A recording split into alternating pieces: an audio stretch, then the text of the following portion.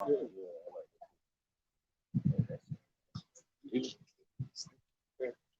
I would have got it wrong already. Yeah, we wrong.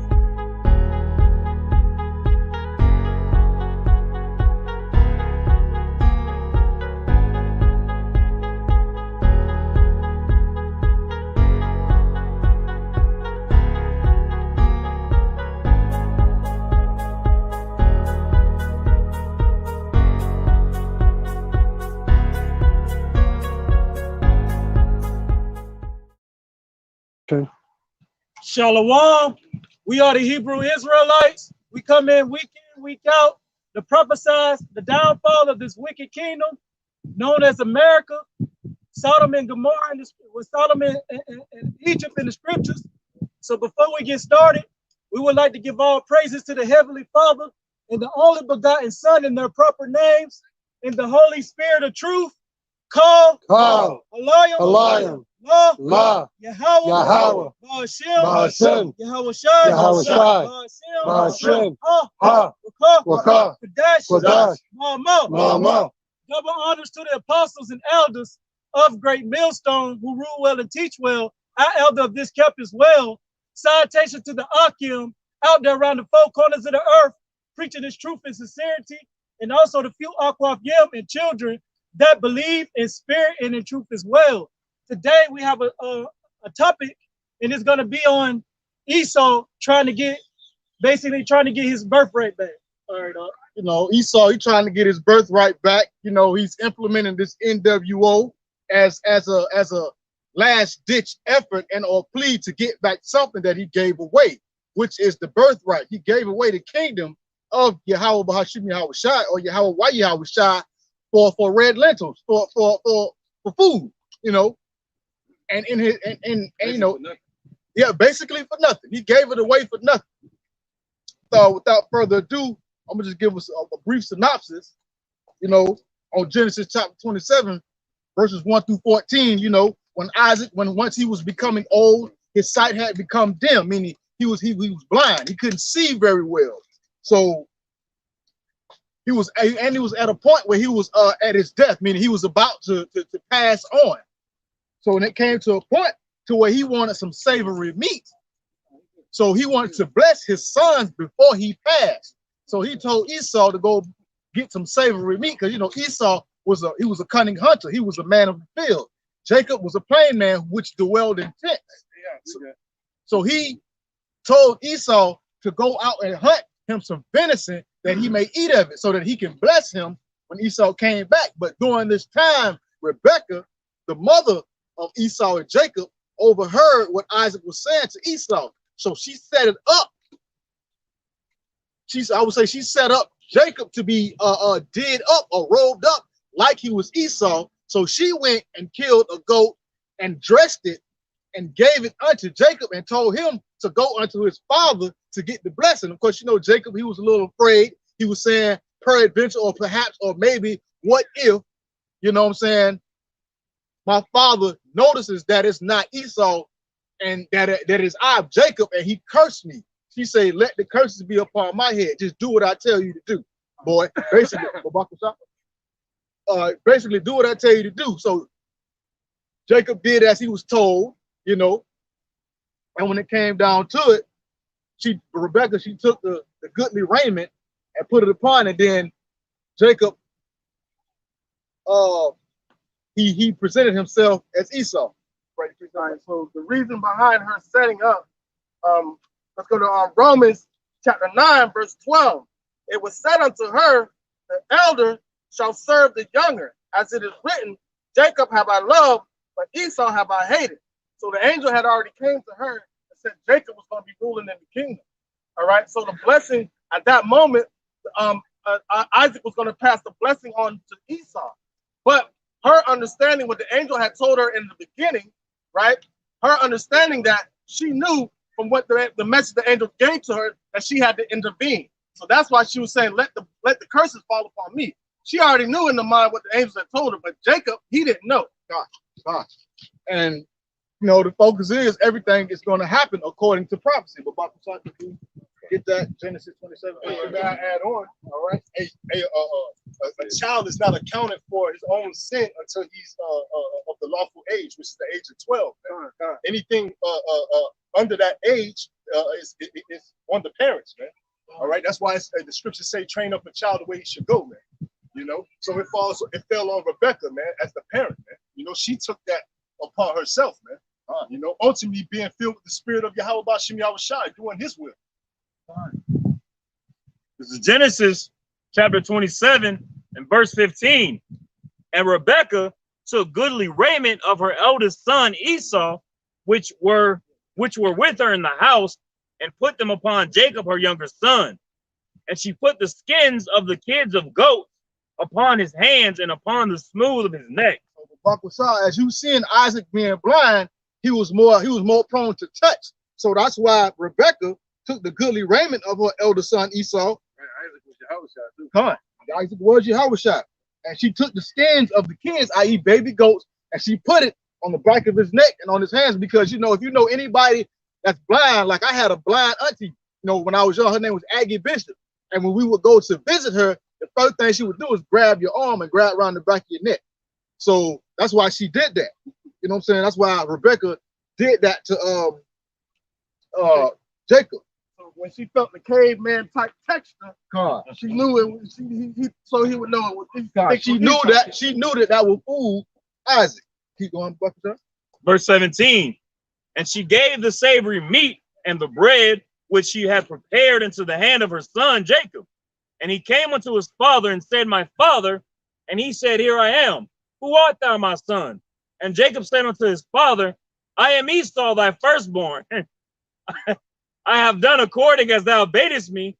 Arise, I pray thee, sit and eat of my venison, that thy soul may bless me. Okay, so Rebecca gave the savory meat to her son. She said, okay, go on in there to your daddy, you know.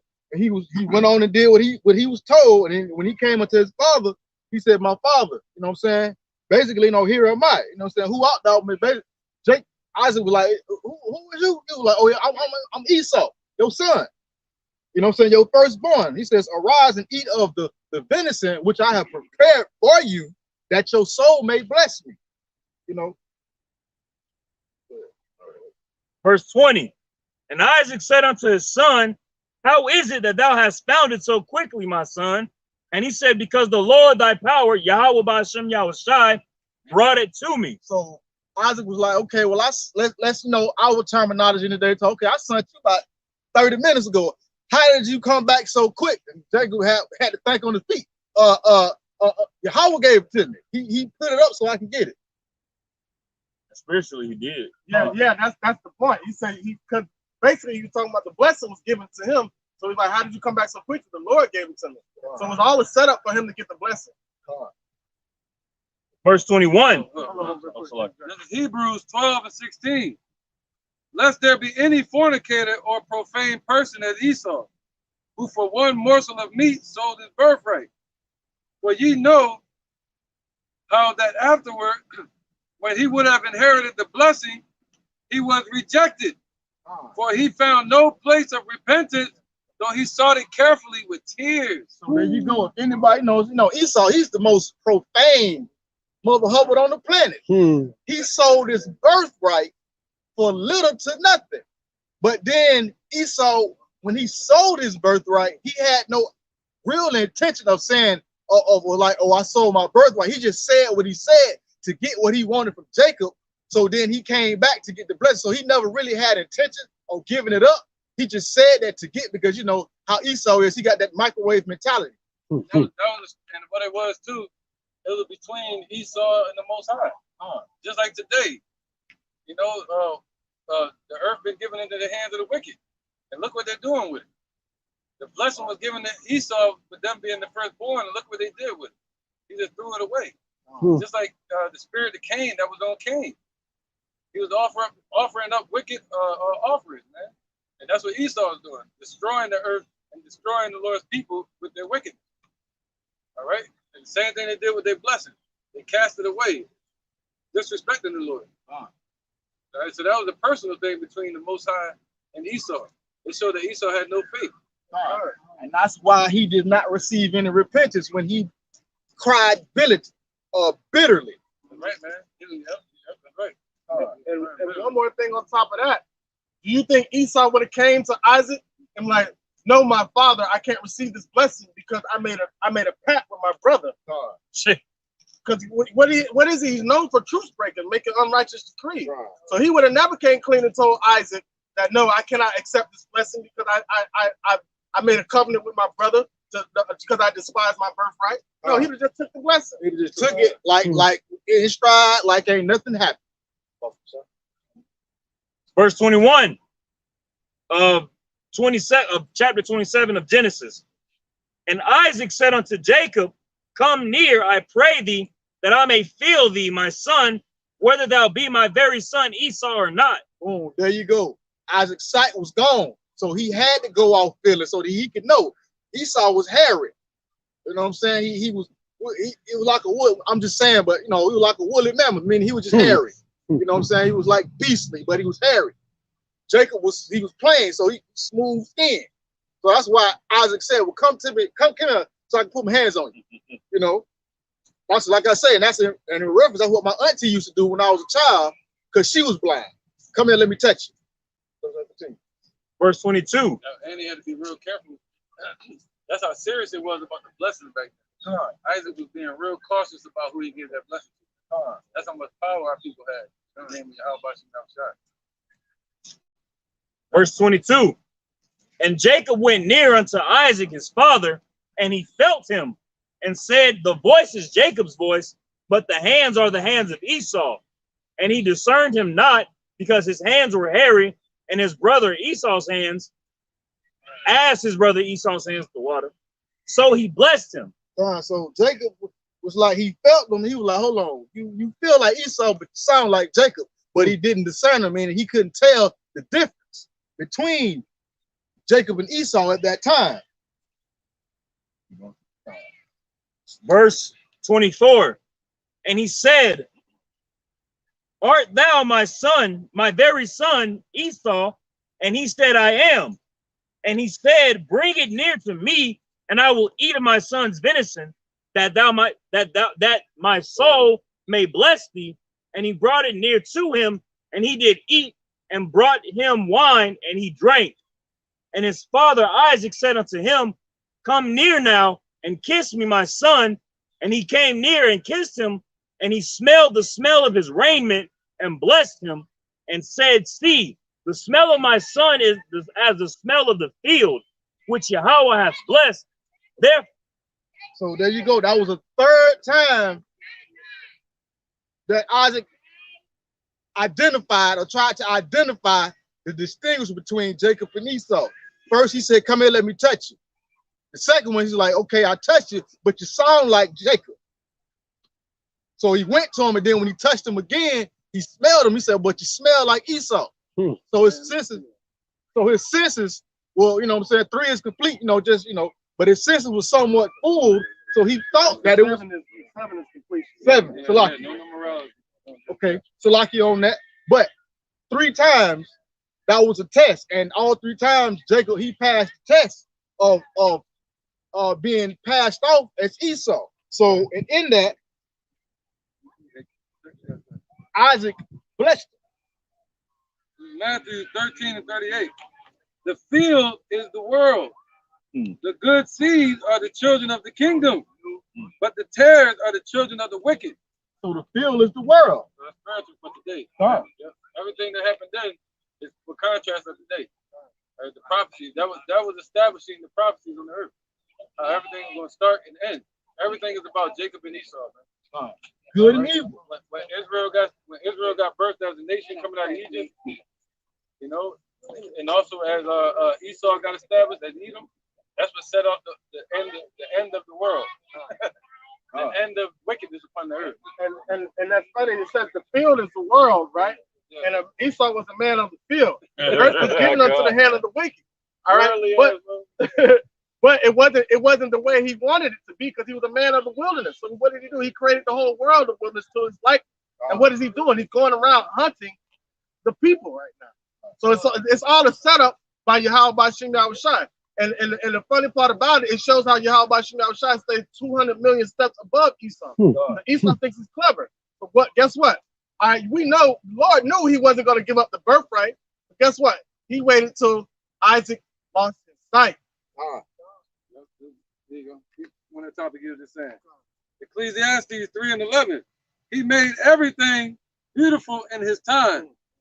Also, he have set the world in their heart, so that no man can find out the work that Yahweh maketh from the beginning to the end. That's what Esau was in the dust. He's in the dust, so he didn't have no understanding. He doesn't have any understanding or unction. He literally thinks this NWO thing that he's trying to put forth is really going to work in his mind. That's why the Lord said he's going to take him with his own craftiness. The Lord is 20 million thousand infinite times ahead of this devil, man. Right. That's why it says what Esau is the man of the field today. They're worldly beasts. And the Lord set the world in their heart. Oh, I got it. And the scriptures say what? They what's that scripture, man? Where they keep us not at home. Yeah, Habakkuk. I got to interject for you real quick. Yeah, you're good. All right. This is 1 Corinthians chapter 2, verse 12. All right, so now Esau is the man of the, he put the world in their hearts, and that goes to 2/3 of our people too. Yeah, it says now, it's 1 Corinthians 2:12. Now we have not received the spirit of the world, but the spirit which is of Yahweh, that we might know the things that are freely given to us of Yahweh. So now, but that's how gives us the understanding. That's why the angel came to Rebecca first, and Rebecca understood and knew what the plan for Yahweh by Shem Shai was. Because if she didn't know that plan, would she have intervened the way she did? Probably not. So the Most High set it up. It says 13, which also we speak not in the words of which man's wisdom teacheth, but what the Holy Ghost teacheth, comparing spiritual things with spiritual. But the natural man receive not the things of the spirit of Yahweh, for they are foolishness unto him, neither can he know them because they are spiritually discerned. So Esau's not going to have that spiritual discernment, and 2/3 of our people fall under that category because why are they trying to be like their oppressor and follow after his ways? So they become in that confused state in the dust, just like how Esau is. But the ones that are of the elect are risen up out of the dust, man. This is Habakkuk chapter 2. I'm going to start at verse 5. It says, yea, also, because he transgressed by wine, he is a proud man. Neither keepeth at home, who enlargeth his desire as hell. And that's what created the whole world as a wilderness. All right, because he enlarges his desires as hell. He's bringing forth hell. All right, a wilderness means a dry place, a barren place.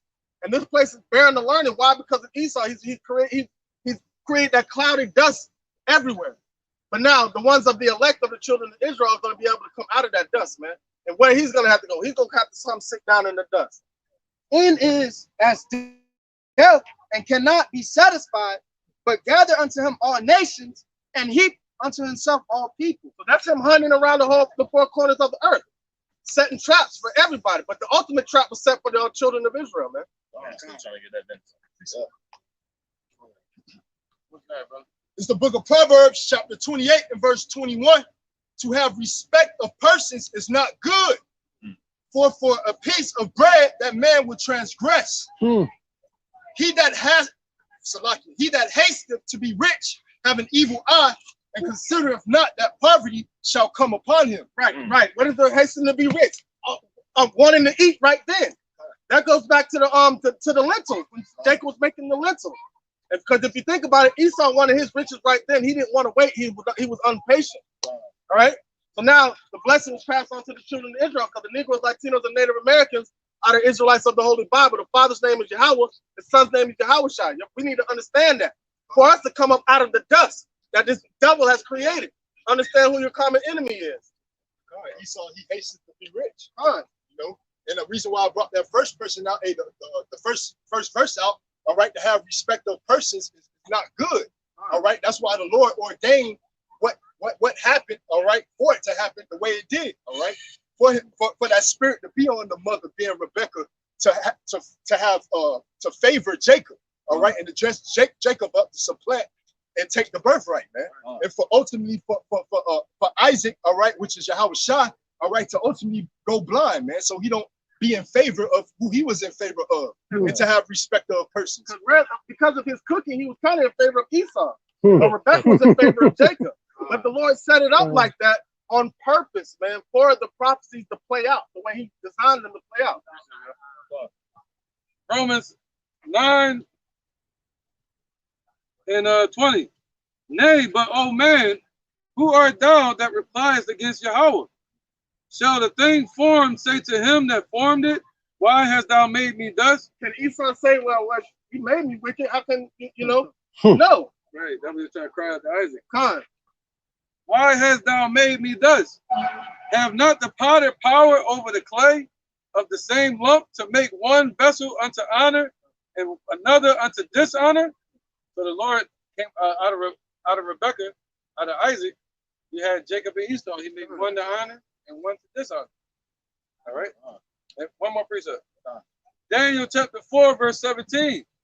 This matter is by the decree of the watchers, and the demand by the word of the holy ones, to the intent that the living may know. See, in this realm. All right. That the Most High ruleth in the kingdom of men and giveth it to whomsoever he will, and set up over it the basis of men. All right. So the Lord established Esau first, so he could bring them down in the last days. All right. That seesaw effect. And the ones that are among the dead are not going to know that. They're not going to understand that. But the ones that are among the living, the elect, are going to understand the transitioning between powers and between kingdoms. Each time we come down, that's why we're sent out to prophesy every single time. And the Most High makes us aware every single time. Real quick on the this is Wisdom of Solomon, chapter 15, verse 7. It says, for the potter tempting soft earth fashion every vessel with much labor for our service. Yea, of the same clay, he maketh both the vessels to serve for clean uses, and likewise also such as serve to contrary. But what is the use of either sort? The potter himself is the judge. So the Yahweh Bashim Yahushua is the judge of all things. So he set up out of the same lump, he set up a vessel for clean uses and a vessel for unclean uses. And you see in the separation between the two, because Yahweh Bashim Yahushua is the judge over them both. So there you go. You already got it set up. Prophets. Verse 28. It says, Therefore Yahweh give thee of the dew of heaven and the fatness of the earth and plenty of corn and wine. Let people serve thee and nations bow down to thee. Be Lord over thy brethren, and let thy mother's sons bow down to thee. Cursed be every one that curseth thee, and blessed be he that blesseth thee. And it came to pass. So cursed be everyone that curseth thee. Who's cursing us right now? Who's been the whooping stick to lay these curses upon Israel according to Deuteronomy 28? Esau. So guess what? Curse is going to be Esau, man. She shall bring the plagues on Egypt like he did before. So now blesses everybody, the numerable multitude that believe in the message that's being sent by Yahweh Bashim Yahushua through his elect.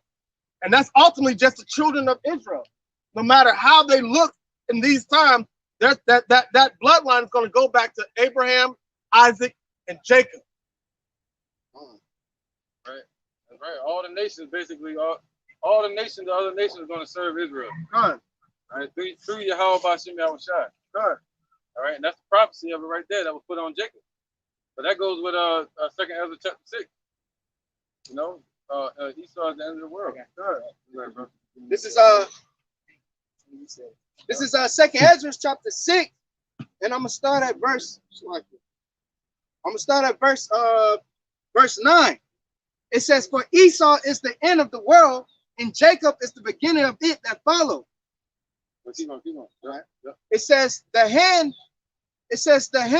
of man is betwixt the hill and the hand. Others question, Ezra asked thou not. So there wasn't going to be like any space. So as Esau's being pulled down, right, it's going to be a transition, and Jacob is going to be risen up. So as in the midst, he's not going to fall, hit the ground, and then we start raising up. We started rising up. We started rising up during his downfall. Right now. Right now. The Lord said He's raising us up right now in the spirit. All right, but as Esau, the so-called white man, try to bring their new world order, their martial law, in the midst of that, the Lord is going to raise up the elect even more. He's going to raise up the standard. All right, so it's going to be a transition, you know, a change of the guard. It's kind of like he's on that ladder trying to make his way all the way to the tip top with his new world order, trying to stomp on the head of Jacob, but Jacob gonna grab that foot. No, nigga. No, snatch his ass on down off that ladder.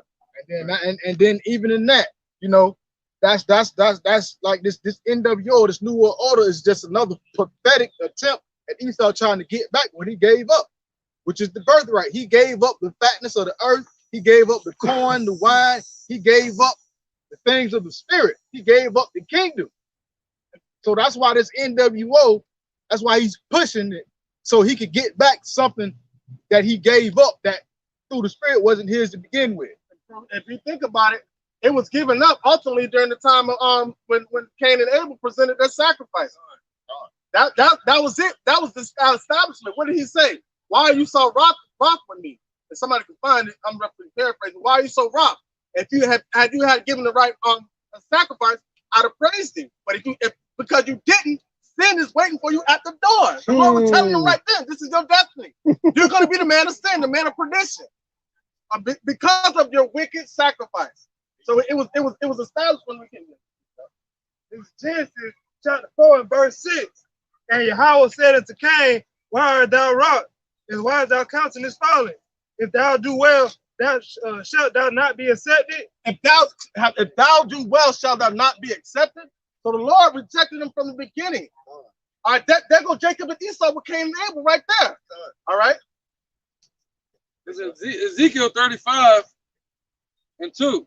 Son of man, set thy face against Mount Seir, and prophesy against it, and say unto it, thus saith Yahweh power, behold, O Mount Seir, I am against thee, and I will stretch out my hand against thee, and I will make thee most desolate.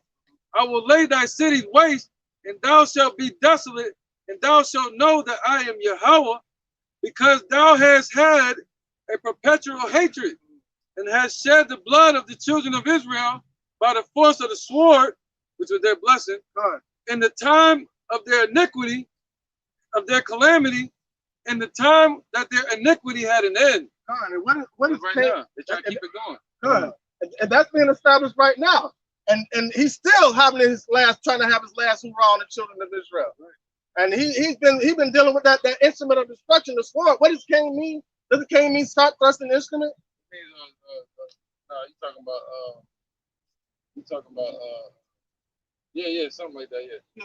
I'm not sure, I could be wrong. No, I don't know what I'm thinking. I think it means dagger, but I'm thinking about Sakari. Oh, yeah. Yeah, we can look it up. Somebody can look it up. Yeah, so if somebody can look it up what Cain actually means. So, and he's been killing from day one. So why do you think the Lord didn't destroy him then? They made him a vagabond throughout the earth. So that spirit will carry on all the way into Esau, all the way to the end. He established him from the beginning all the way to the end, just like how Jacob was established from the beginning, all right, through the sons of God, the Adamites with Adam, the first Adam, and they will find it with the first Adam established with the last Adam, Yahweh Shai. All right?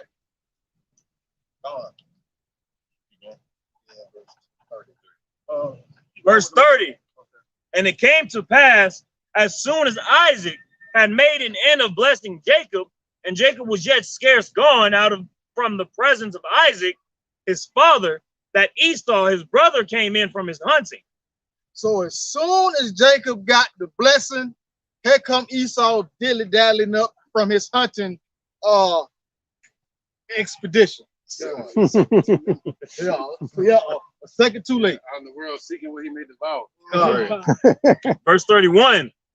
And he also made savory meat and brought it unto his father, and said unto his father, let my father arise and eat of his son's venison, that thy soul may bless me. Okay, so Esau came in thinking everything was good, all hunky-dory, peaches and cream. So when he cooked everything up, he was like, I'm going to go ahead and get a blessing. And then when he came in to his father, continue up. Come on. Verse 32. And Isaac his father said unto him, who art thou? And he said, I am thy son, thy firstborn Esau. So when he came in, he was like, yo, Dad, I got this here for you. Who you is? You know how Jake is. You know, who you is? You know, he was like, I'm your firstborn. Verse 33. And Isaac trembled very exceedingly and said, who? Where is he? Where is he that hath taken venison and brought it me? And I have eaten all before thou camest, and have blessed him. Right. Yea, and he shall be blessed. So Isaac, they say he trembled exceedingly. So he was like, what the flying flip? So who is this that brought me some venison? You know what I'm saying? And where is this dude that took the venison and brought it to me before? Because I have already eaten of it before, you know what I'm saying? Before, you know what I'm saying, thou camest. And he said, I done already blessed him. I done already, like, who was that? You know what I'm saying? What's going on? Continue. Verse 34. And when Esau heard the words of his father, he cried with a great and exceeding bitter cry, and said unto his father, bless me, even me also, O my father. So when Esau heard these words that the blessing was given away and not given unto him, he cried bitterly, meaning his feelings was hurt. Alligator tears, you know, crying alligator tears, like they say. He probably was blowing, he probably was snotting, crying all hard, falling on his knees. You know what I'm saying? You know how you know how it is when your feelings is hurt. That's a different type of cry. Keep going. Yeah. And think about it.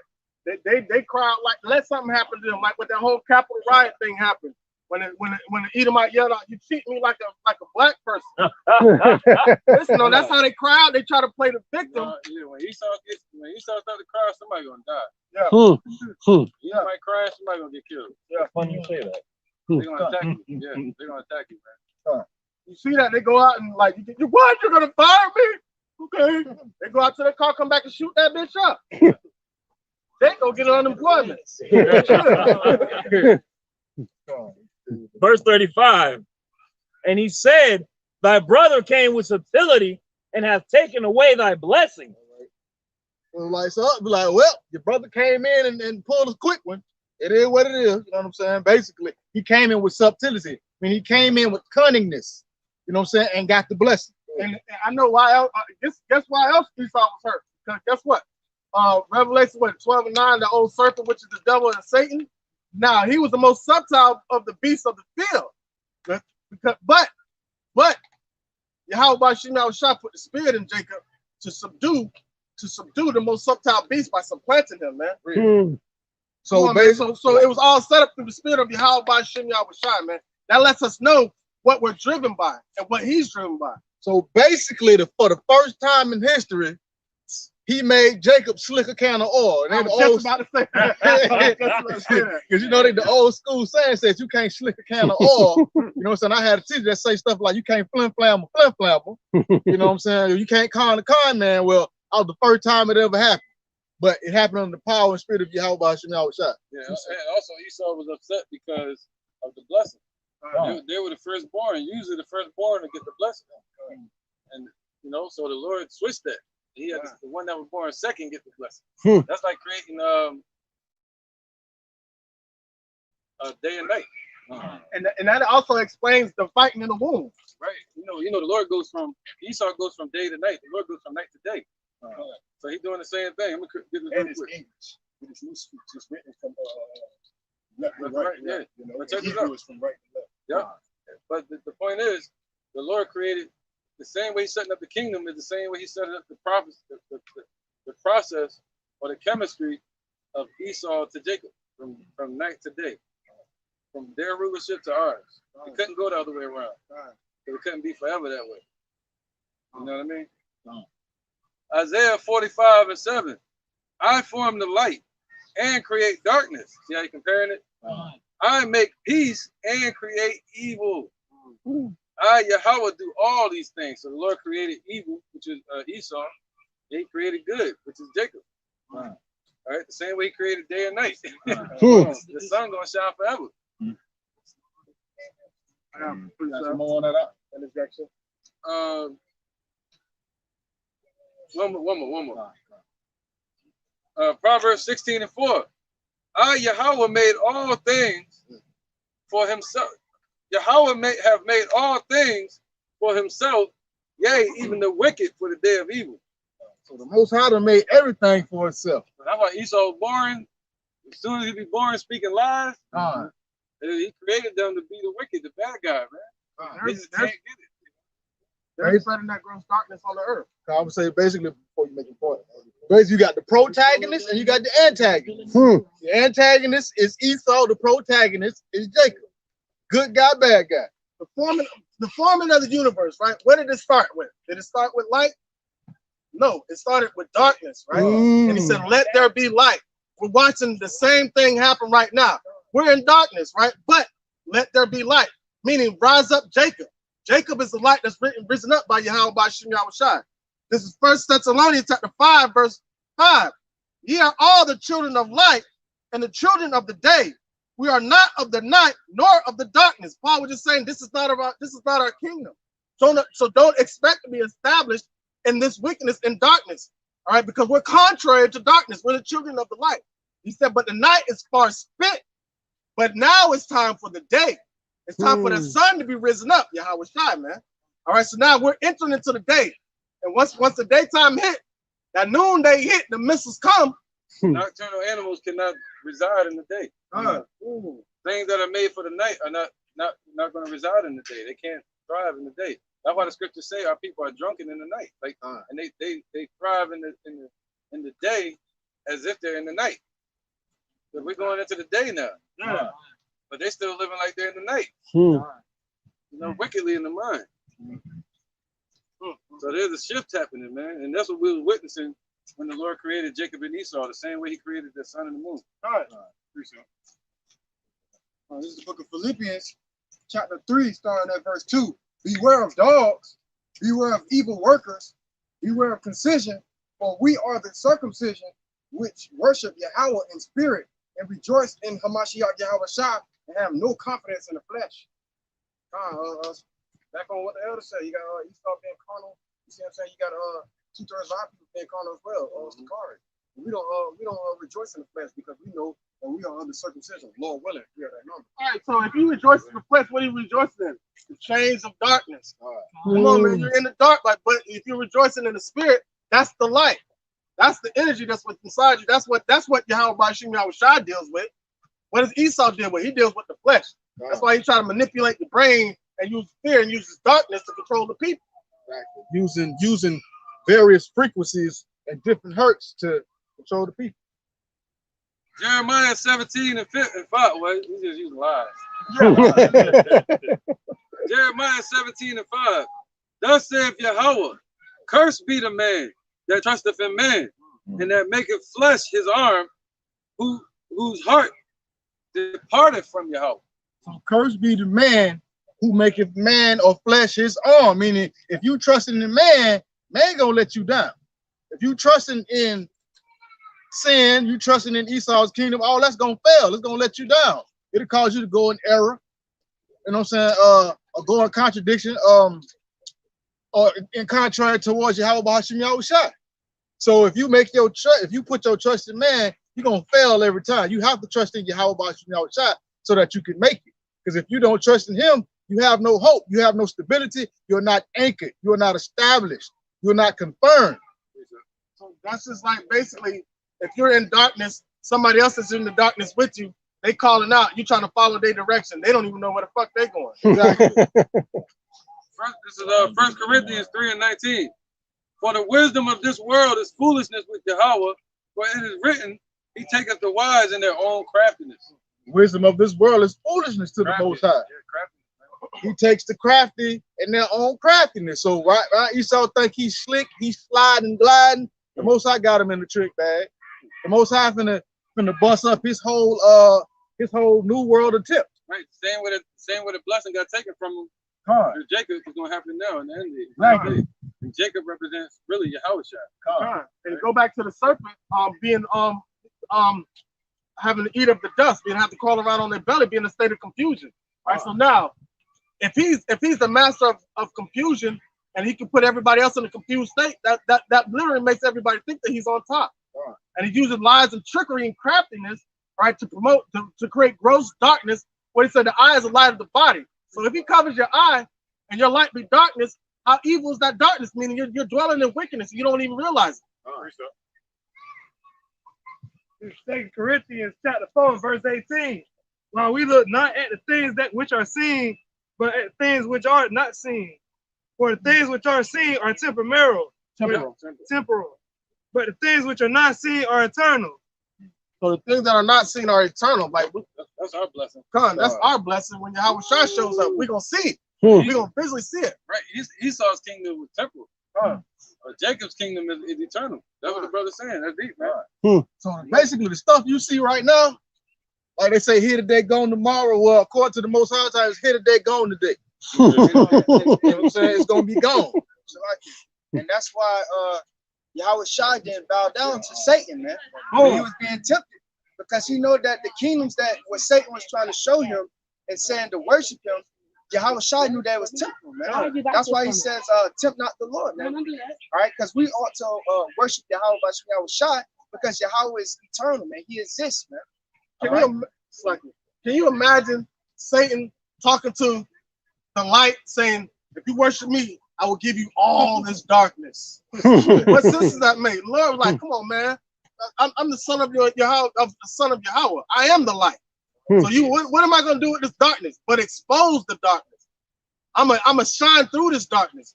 It won't be no more darkness. You get what I'm saying? So the Lord knew. Don't tempt the Lord Yahweh Shai, because he knew, just like how you said, it's temporal. And our people, that's why our people love this society, man. All right, they always want to say, I want to enjoy my life while I'm still living, because they thinking that this place is what it is, man. But this place is temporal. This ain't the end. This ain't all what it is. All right, after you die, you begin to live, man. All right, because the Lord will give you another body. He said the kingdom is going to be established on the earth, man.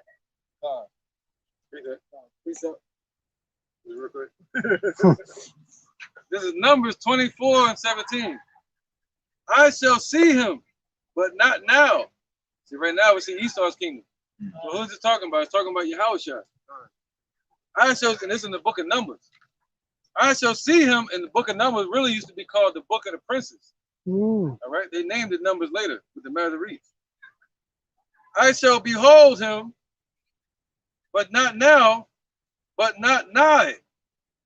There shall come a star out of Jacob, and a scepter shall rise out of Israel, and shall smite the corners of Moab, and destroy the children of Seth. And Edom shall be a possession of all the children of Seth. That means all the nations. And Edom, the land of Edom, shall be a possession. Seir also shall be a possession for his enemies. And Israel shall do valiantly. All right, so that's when we're gonna get our blessing. And Esau, the so-called white man, they're gonna lose everything they stole, and they're gonna lose that land over there. That's named after them.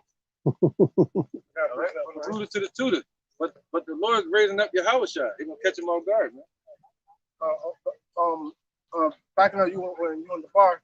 This is Job chapter 19, verse 25. For I know that my Redeemer liveth, and that he shall stand in the latter day upon the earth. Right. And although after my skin worms destroy this body, yet in my flesh shall I see Yahweh, and whom I shall see for myself with mine eyes shall behold, not another, though my reins be consumed within me. So Job was like, even though this body is gonna die, with these eyes, meaning this same spirit is gonna be put in another body to see his Redeemer standing upon the earth. And the children of Israel being risen up, the Negroes, Latinos, and Native Americans, and rising up, giving praise unto Yahweh Ba'ashem Yahushua. That's going into reincarnation, man. Just like Yahweh Shai told the disciples, all right, you follow me in the regeneration, man. Because Yahweh Shai know that he said, even though he told them y'all gonna perish, but y'all gonna come back and prophesy again to see his the salvation, all right, of him coming out of the skies, man. All right, so though it tarried, Terry Long, what is it? You got it? I got you. That's the spirit. This is the book of Habakkuk, chapter 2, verse 3. For the vision is yet for an appointed time, but at the end it shall speak and not lie. Though it tarry, wait for it. So the vision is yet for a while, man, which is the kingdom being established and Esau taken out of place of rulership, man. All right, so that prophecy is going to be fulfilled when Yahweh Shai come back to deliver the hopeful elect, man. Those his little ones that believe in him, man. All right, and to put the shame 2/3 in these heathens, man. Right, that's the definition of the word hope. That's the hope for something, the hope in a promise that was made to you, right, by someone. You know what I mean? That's hope. So the Lord gave us the spirit of hope, and that's the difference between Israel, Jacob, and Esau. Because Esau give you doubt. Right? Esau give you doubt. He give you lies and depression. All right, and 2/3 of our people, they drunken with this, with the lies and the philosophy of Esau, man. Because they start once they are drunken by Esau, they believe in what his sayings is, man. This is the book of Ephesians 4:22 and 23. That ye put on off concerning the former conversation, the old man which is corrupt according to the deceitful lust, and be renewing in the spirit of your mind. So what it mean? To put off the old man, all right? Which is the old man, what's what? Of this society, of this world, man. Right, and Jacob, he became what? Israel. Right, man, he became Israel, like you said. Putting off this old man and putting on the spirit of Yahweh Bashim Yahushai, becoming what? Yasha Allah instead of Jacob. You know? And Yasha Allah means what? He is a prince, a son of Yahweh. And through Yahweh Shai, we become sons of Yahweh again, attaining unto that promise, that hope that was given to Jacob, the kingdom. That's right. Go ahead, brother. This is the book of Genesis 32 and 28. That's right. Nothing Esau can do, man. The prophecy's already set. For Jacob to rule. Genesis 32 and 28. And he said, the name should be called no more Jacob, but Israel. For as a prince hast thou power with Yahweh Shai, and with men, and hast prevailed. There you go, man. The Lord changed Jacob's name to Israel. All right, and that's what we've become now. The Lord said, once you step out here to do this work, and you step into this truth, in the Lord's spirit, you become a new creature. All right, a new creation, man. Go ahead, brother. This is the book of Ephesians, chapter 5 and verse 14. Wherefore he said, awake thou that sleepest, and arise from the dead, and Hamashiach shall give thee light. Verse 15. See then that you walk circumspectly, not as fools, but as wise, redeeming the times, because the days are evil. Wherefore be ye not unwise, but understanding what the will of the Lord Yahweh Bashim Yahushai is. So it says, those that are sleeping, rise from the dead, meaning wake up from this place. Spiritually, wake up. Come from among this place and be separated. Walk as a child that walks in the light and in the light and in the day, rather than a child that walks in the night and in the darkness. Be circumspect, man. You're supposed to pay attention to what Esau got going on around here. You know what I'm saying? But our people, they sleep. And then when you try, they sleep and they refuse to wake up. Then when you try to help them wake up, they look at you as if you're doing something wrong because you're shedding light on the darkness to help them so that they can see and go on the right path, but they don't want it. And they sleep to the promise. They'll sleep to the prophecies. The Lord told us to watch for the prophecies and the promise of the kingdom. He gave us signs to look for, and they sleep to it. That's it. All right, this is the book of Job, chapter 20, verse 4. Knowing thou not this of old, since man was placed upon earth. Knowest thou not? Knowest thou, Shalaki. This is on the book of Job, chapter 20, verse 4. Knowest thou not this of old, since man was placed upon earth, that the triumphing of the wicked is short, and the joy of the hypocrite but for a moment. So knowest this thou not since the days of old. So even back in the days of old, the ancient days, just know this: wickedness never ever triumphed and succeeded and went for a very long periods being unchecked. It was always a quick time.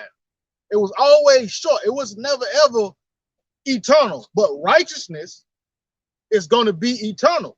Righteousness is going to be established upon the earth forever, and no more wickedness is ever going to come up to challenge that. Thus saith Yahweh Bahashim Yahushua. So Esau's new world wickedness that he's going to try to produce or put forward is not going to come to fruition. It's basically it's a pipe dream. But this new world folly that Esau has is just his attempt at getting back what he gave up, which is the promise, the birthright. Second Peter 3 and 8. But beloved, there you go, bro.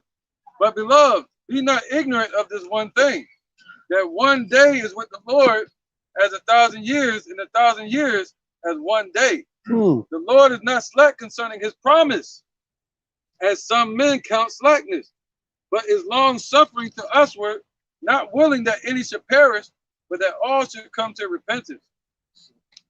You go 1,000 years to us is one day to the Lord. Right, so Esau hasn't been ruling that long. It ain't been here that long. To us, it's a long period of time. But to the Lord, it's only been a little bit of time. It's been mere moments. Like 2 days, 2.5 days. It ain't even been that long. So we think, oh man, the Lord was here 2,000 years ago, all this here stuff. It ain't been that long ago. All in the Lord's timing, the flood, all that stuff, 2 days. You know what I'm saying? It ain't even happened. So that's why the wickedness is gonna be gone like that, but righteousness is gonna be forever. What was that other verse you read up under that? Go back, Kusha. I thought in 2 Peter, 1,000 years is as one day. Oh yeah. The Lord is not slack concerning his promise. The Lord is not slack concerning his promise. He done been saying and telling he gonna grease up Esau and get rid of wickedness on the earth. And give the kingdom to Jacob. And give us the kingdom. He done been saying this. He done said this so many times through so many various methods. So guess what? The Most High is not lying. He gonna keep his end of the bargain. Come on. This is Numbers chapter 23, and I'm gonna start at verse 19. Yahweh is not a man that he shall lie, neither the son of man that he shall repent. Hath he said, and shall he not do it? Or have he spoken, and shall he not make it good? So the Most High is not a man that he's gonna lie. So he's not one that like they say, tell a story or be fibbing. He's not one that's gonna go back on his word. He said it's gonna happen. Like the T.I. song say, if I said it, then I meant it. And what? Stand up. You know what I'm saying? So that's basically what he's saying. Lord, hey, I said it's gonna happen. Period. I mean, you got a problem with it or not? This is Luke chapter 10 and 18. And he said unto them, I beheld Satan as lightning fall from heaven. Behold, I give unto you power to tread on serpents and scorpions, and over all the power of the enemy, and nothing shall by any means hurt you. And just like the brother speaking on, man, the Lord word is not going to come back void. He's not a God of power that's going to lie. All right.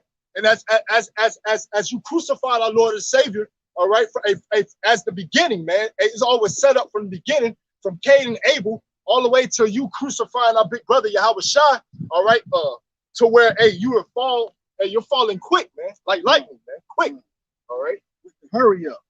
All right, this is the book of Proverbs, chapter 24, verse 20. Verse 19, all right, it says, fret not thyself because of evil men, neither be thou envious at the wicked, for there shall be no reward to the evil man. The candle of the wicked shall be put out. Be put out. Be put out. That's what it calls the Illuminati. Darkness is going to be put out. Lightning. Snap out. You know what I'm saying? You know how easy it is to put a candle out? It's gone. It's out. It's over. You wave your hand too close to it, blow the light out. So it's so like what the brother Amwan was saying. Don't fret not yourself for the wickedness of an evil man, because it's easily to be stomped out. What do the word fret mean? It means to be afraid. So just be not afraid of evil men. Exactly. It take a little battle to take down what's right and the truth. It take a little fight, but when it comes out in the wickedness, out of the way with no problem. Quick.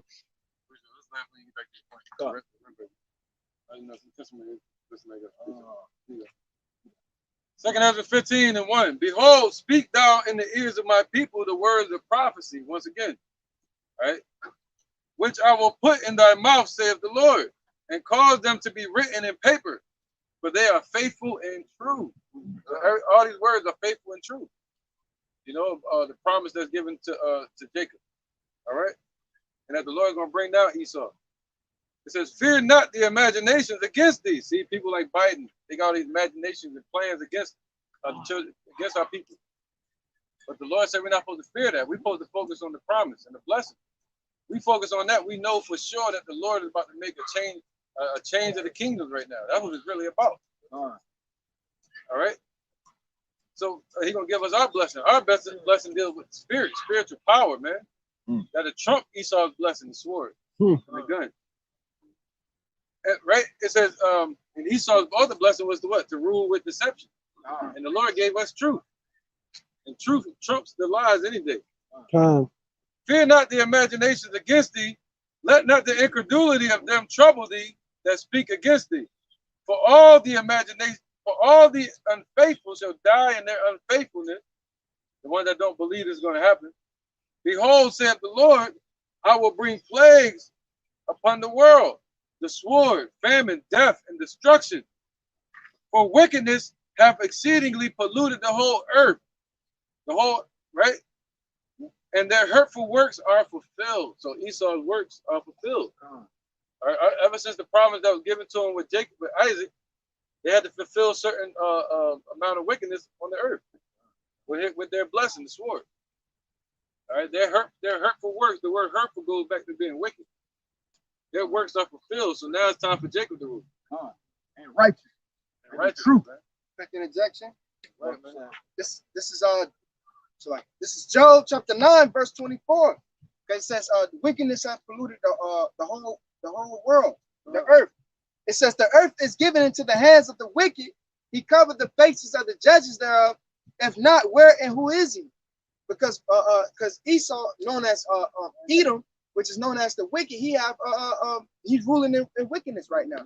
The earth is given it to him for a period of time, man, until his season is up. It's the book of Baruch, chapter 4, verse 25. My children, suffer patiently the wrath that has come unto you from Yahweh Ba'ashem Yahushua. For thy enemy have persecuted thee, but shortly thou shalt see his destruction and shalt tread upon his neck. God, and you know, like the brothers was just speaking on, you know, Esau is about to be brought down quickly, man. All right, and it says suffer patiently. You know what I'm saying? So just enduring into that time is just in part of enduring into the end, man, until we see that destruction and them being brought down happens, man.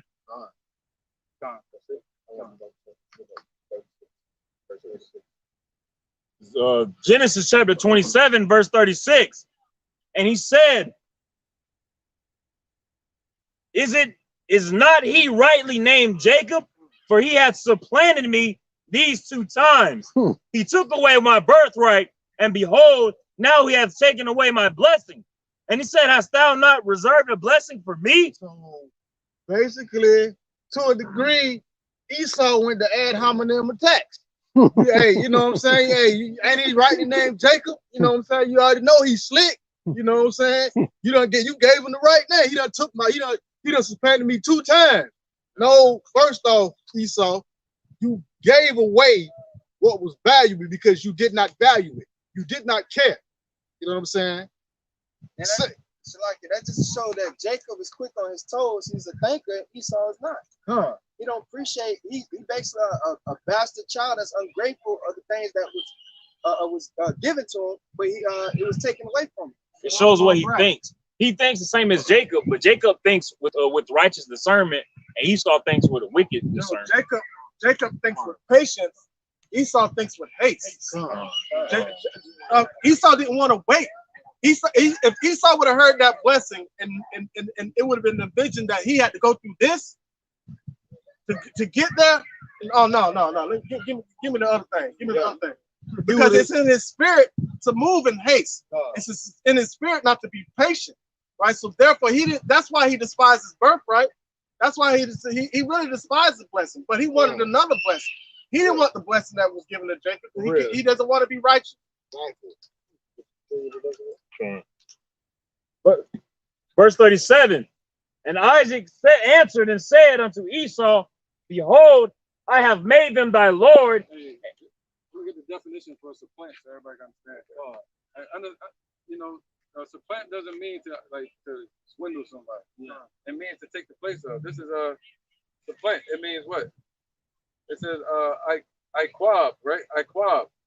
It says to seize by the heel, to circumvent, to restrain. So that's what the Lord said we're going to do. We're going to pull them down. He said, by the hand of my people Israel. All right? So I just want to be clear on that. You know what I mean? Jacob wasn't slick. We're not like, you know what I mean? No shyster. People always say that, but what it is, it means to literally take the place of somebody else's seat in authority, to take them out of their seat. And that's what Yahweh Shai is going to do.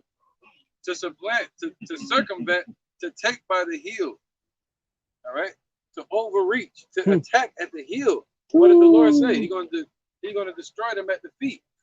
And that's in Daniel, I think, chapter 2. When the Lord is going to raise up a stone that's going to destroy all their kingdom. That stone there is just Yahweh Shai. That's right, man. And that just goes to show you how in Daniel chapter 2, they started at the head of the statue. Normally you start at the feet and build your way up, but no, it was prophesied for the head all the way down to the feet. Right, and that's where we're gonna take them at. Going back to 2nd Ezra chapter 6, Jacob's hand held betwixt the heel of Esau, and you're witnessing that transition, us taking that seat and taking that seat that's rightfully ours. Right. And that's symbolic of you take a statue. You knock off the head of it, but the rest of the statue is still there. But if you trip it up at the feet, the whole statue is going to fall and crumble on the ground. All together. That's what the Lord is saying. All right. Verse 37 of chapter 27 of Genesis. And Isaac answered and said unto Esau, behold, I have made him thy Lord, and all his brethren have I given to him for servants. And with corn and wine have I sustained him. And what shall I do now unto thee, my son? All right, so Isaac was like, well, I done made your brother, Esau, I done made your brother, you know what I'm saying, Lord over all his brethren, you know what I'm saying, and I've given unto him servants. I've blessed him with a great blessing. I have given corn and wine unto him and sustained him.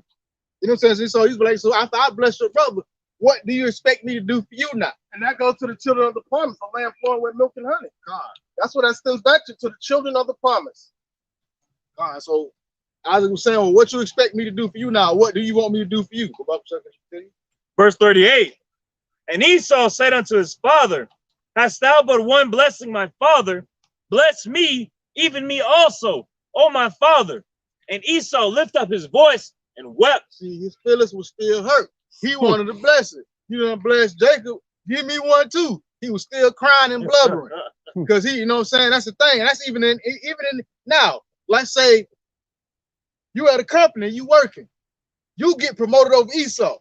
He gonna have a problem because you got the position that he wanted, but he really ain't qualified for the position. But because of who he is, he feels he's supposed to get that over you. Exactly. You know what I'm saying? See? Verse 39. And Isaac, his father, answered and said unto him, behold, thy dwelling shall be the fatness of the earth, and of the dew of heaven from above, and by the sword shalt thou live, and shalt serve thy brother, and it shall come to pass when thou shalt have. Let's stop there. Let's stop there. Get First Maccabees. Let's get Revelation chapter 6. First Maccabees. Revelation chapter 6 verse 5. Yeah, I was gonna say from the red. Yeah. I got you. First Maccabees. Yeah. This is when Esau lived out their blessing of the sword. All right. And it happened. It really started. Actually, go ahead and read that a little bit more. Yeah, it really started in 1 Kings. 2 Kings 8 and 16. Yeah, 2 Kings 8. This is when it started. verse 40. I think it was around 845. I think it was around 845 BC. I got it. What you want first? It's during the time of Joram, King Joram. You want to read the Genesis first? Yeah, read that verse you just read, and then go to the next verse. And by the sword shalt thou live, and shalt serve thy brother, and it shall come to pass when thou shalt have the dominion. See, when they gonna have the dominion? See, when is Esau gonna start ruling? Go ahead. That thou shalt break his yoke from off thy neck. Right, the yoke that King David put on.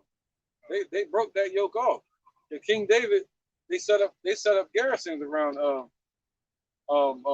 Esau, and also with Solomon. All right. Now, can you so that's when they started ruling. When they broke the yoke off the neck, the yoke that was put on them. Go ahead. And that was that crying out saying that we are impoverished. And then they say we shall build the desolate cities. No, that happened with Herod. Come on, sorry.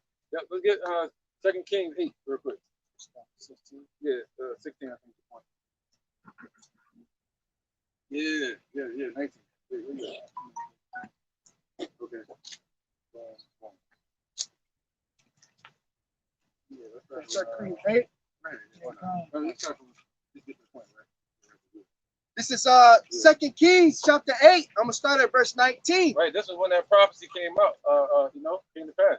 It says, "Yet the Lord will not destroy Judah for David his servant's sake, as he promised to give to him always a light and to his children. In his days, Edom revoked from under the hands of Judah." So in his days, whose days? Go up here. Verse 16. Yeah, It says, "In the 50th year of Joram." Yep, in the fifth year. In the 5th year of Joram. Yep, Joram. That was around 845 BCE. So like the son of Ahab, the king of Israel, Jehoshaphat, being then king of Judah. Right, it's showing you both sides, who was ruling over Israel and who was ruling over Judah at the same time. You can use those as time markers, like a timeline. All right, Jehoshaphat, and that's when Esau broke. Well, they established the they kind of really broke their what you call that?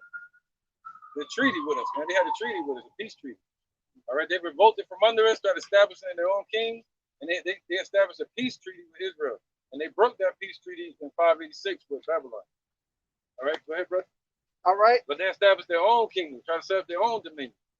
It says Jehoshaphat being then king of Judah, Jehoram, the son of Jehoshaphat, king of Judah, began to reign.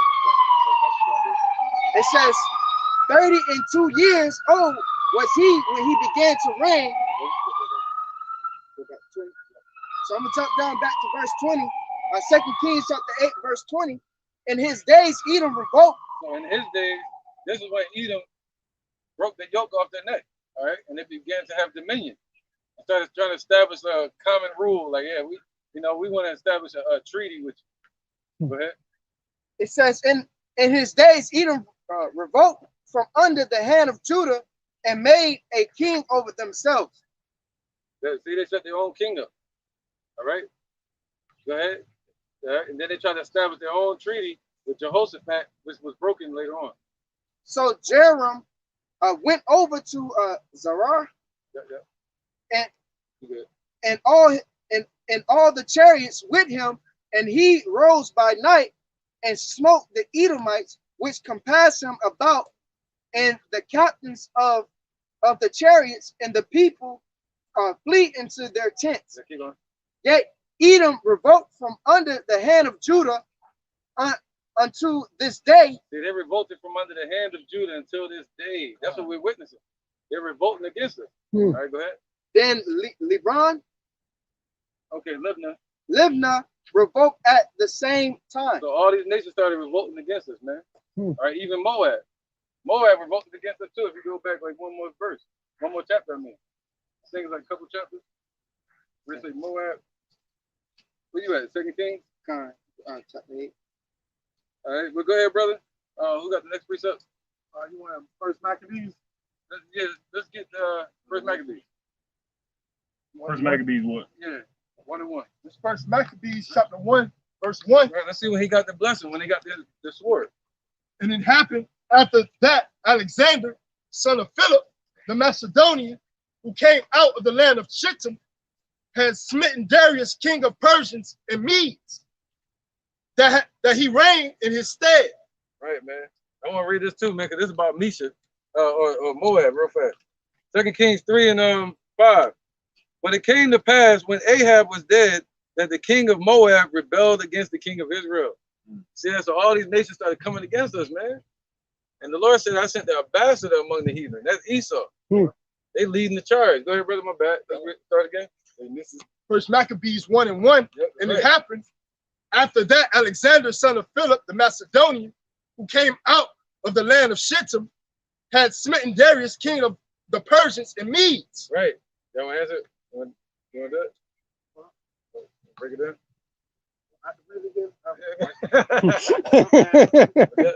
This the Greek Greeks coming in 325 BC. No, it'd be 334. 334. Yeah, good try to. Well, it'd be really Alexander was born in 356 in Pella, Greece.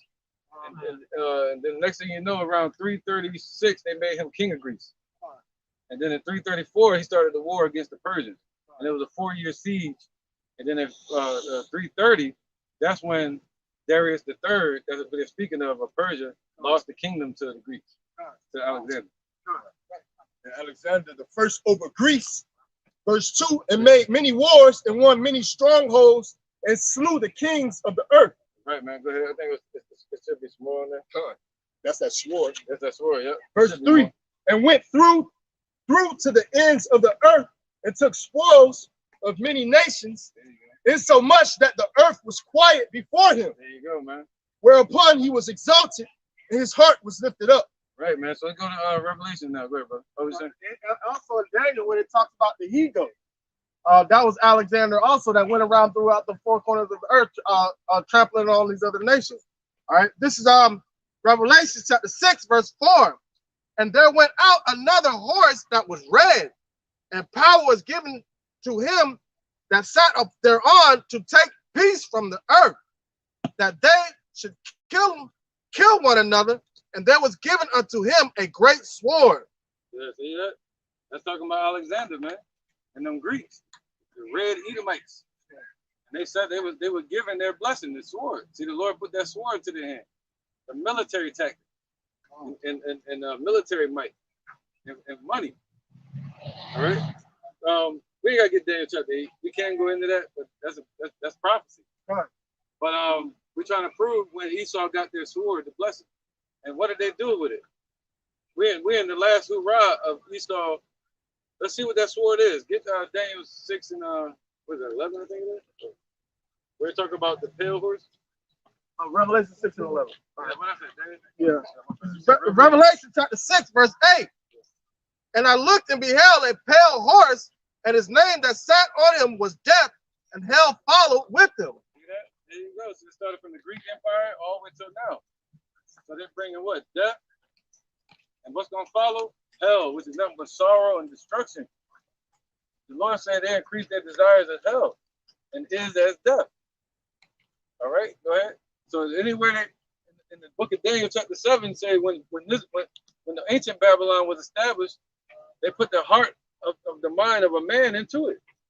So the heart of Esau is into these Europe, America, this bitter ass land. All right, it So says, it's paganism. it says, and power was given unto them over the fourth part of the earth to kill with the sword. Right, the fourth part represents north, east, west, and south. Fourth part, all four corners of the earth to kill with the sword. That's why this is the judgment that's coming upon the whole earth in the hour of temptation. All right, go ahead. And with hunger, and with death, and with the beasts of the earth. Right, but what did the Lord say? What did I say? No weapon formed against thee shall prosper. See, this is, but the difference is, when it's Jacob's time to start ruling and get their promise, their blessing, Esau's weapon or blessing is going to be non-effective against Jacob. All right, let's get that real quick. You get back to you. All right. white man, when they broke the yoke from off their neck, they came out, and then what? They came after us, man.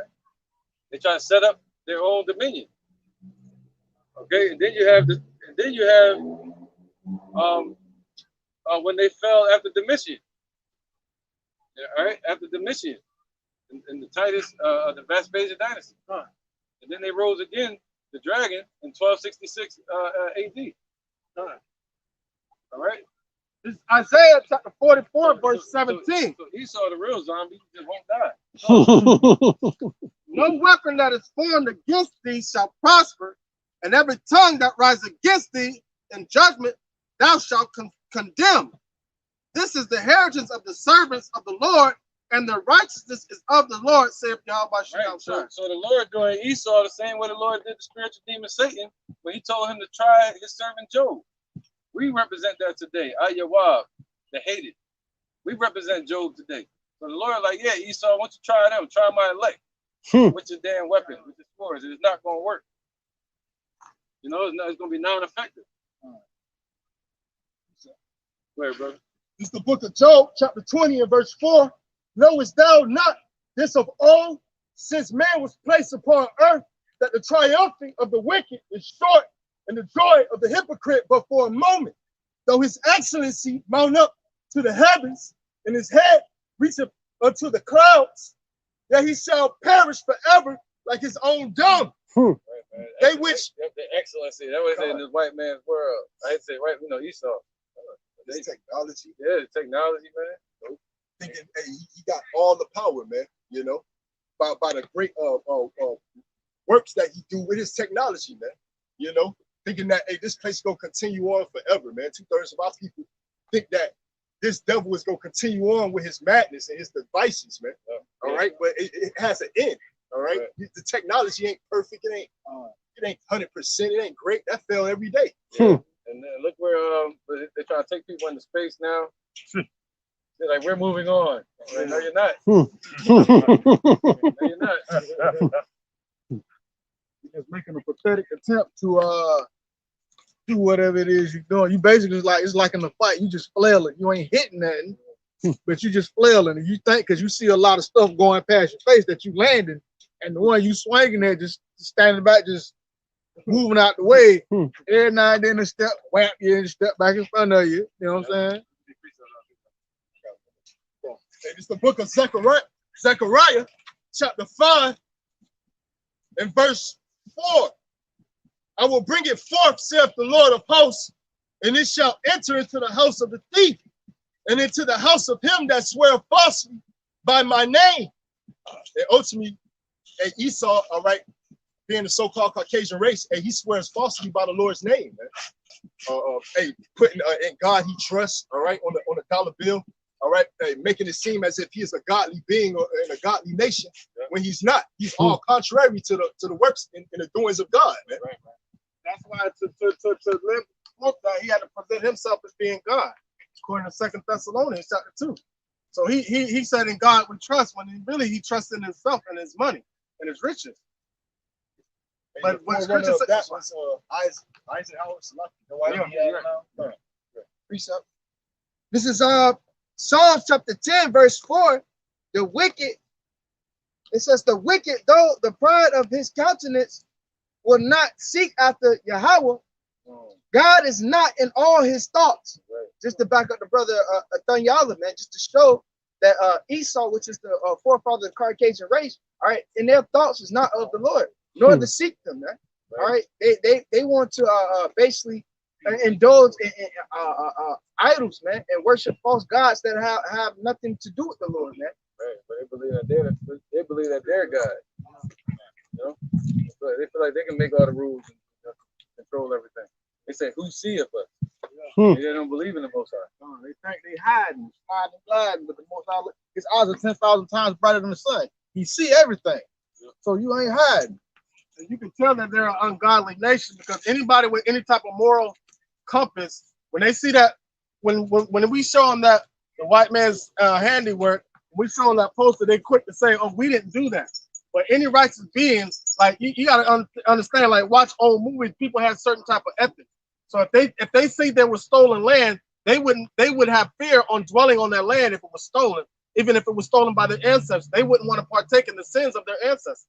But they're such an ungodly nation, they feel like they're as gods that they won't be judged for the things that they've done in the past. They don't feel like anything that's gonna. They're like, oh, that's how all that's over and done with.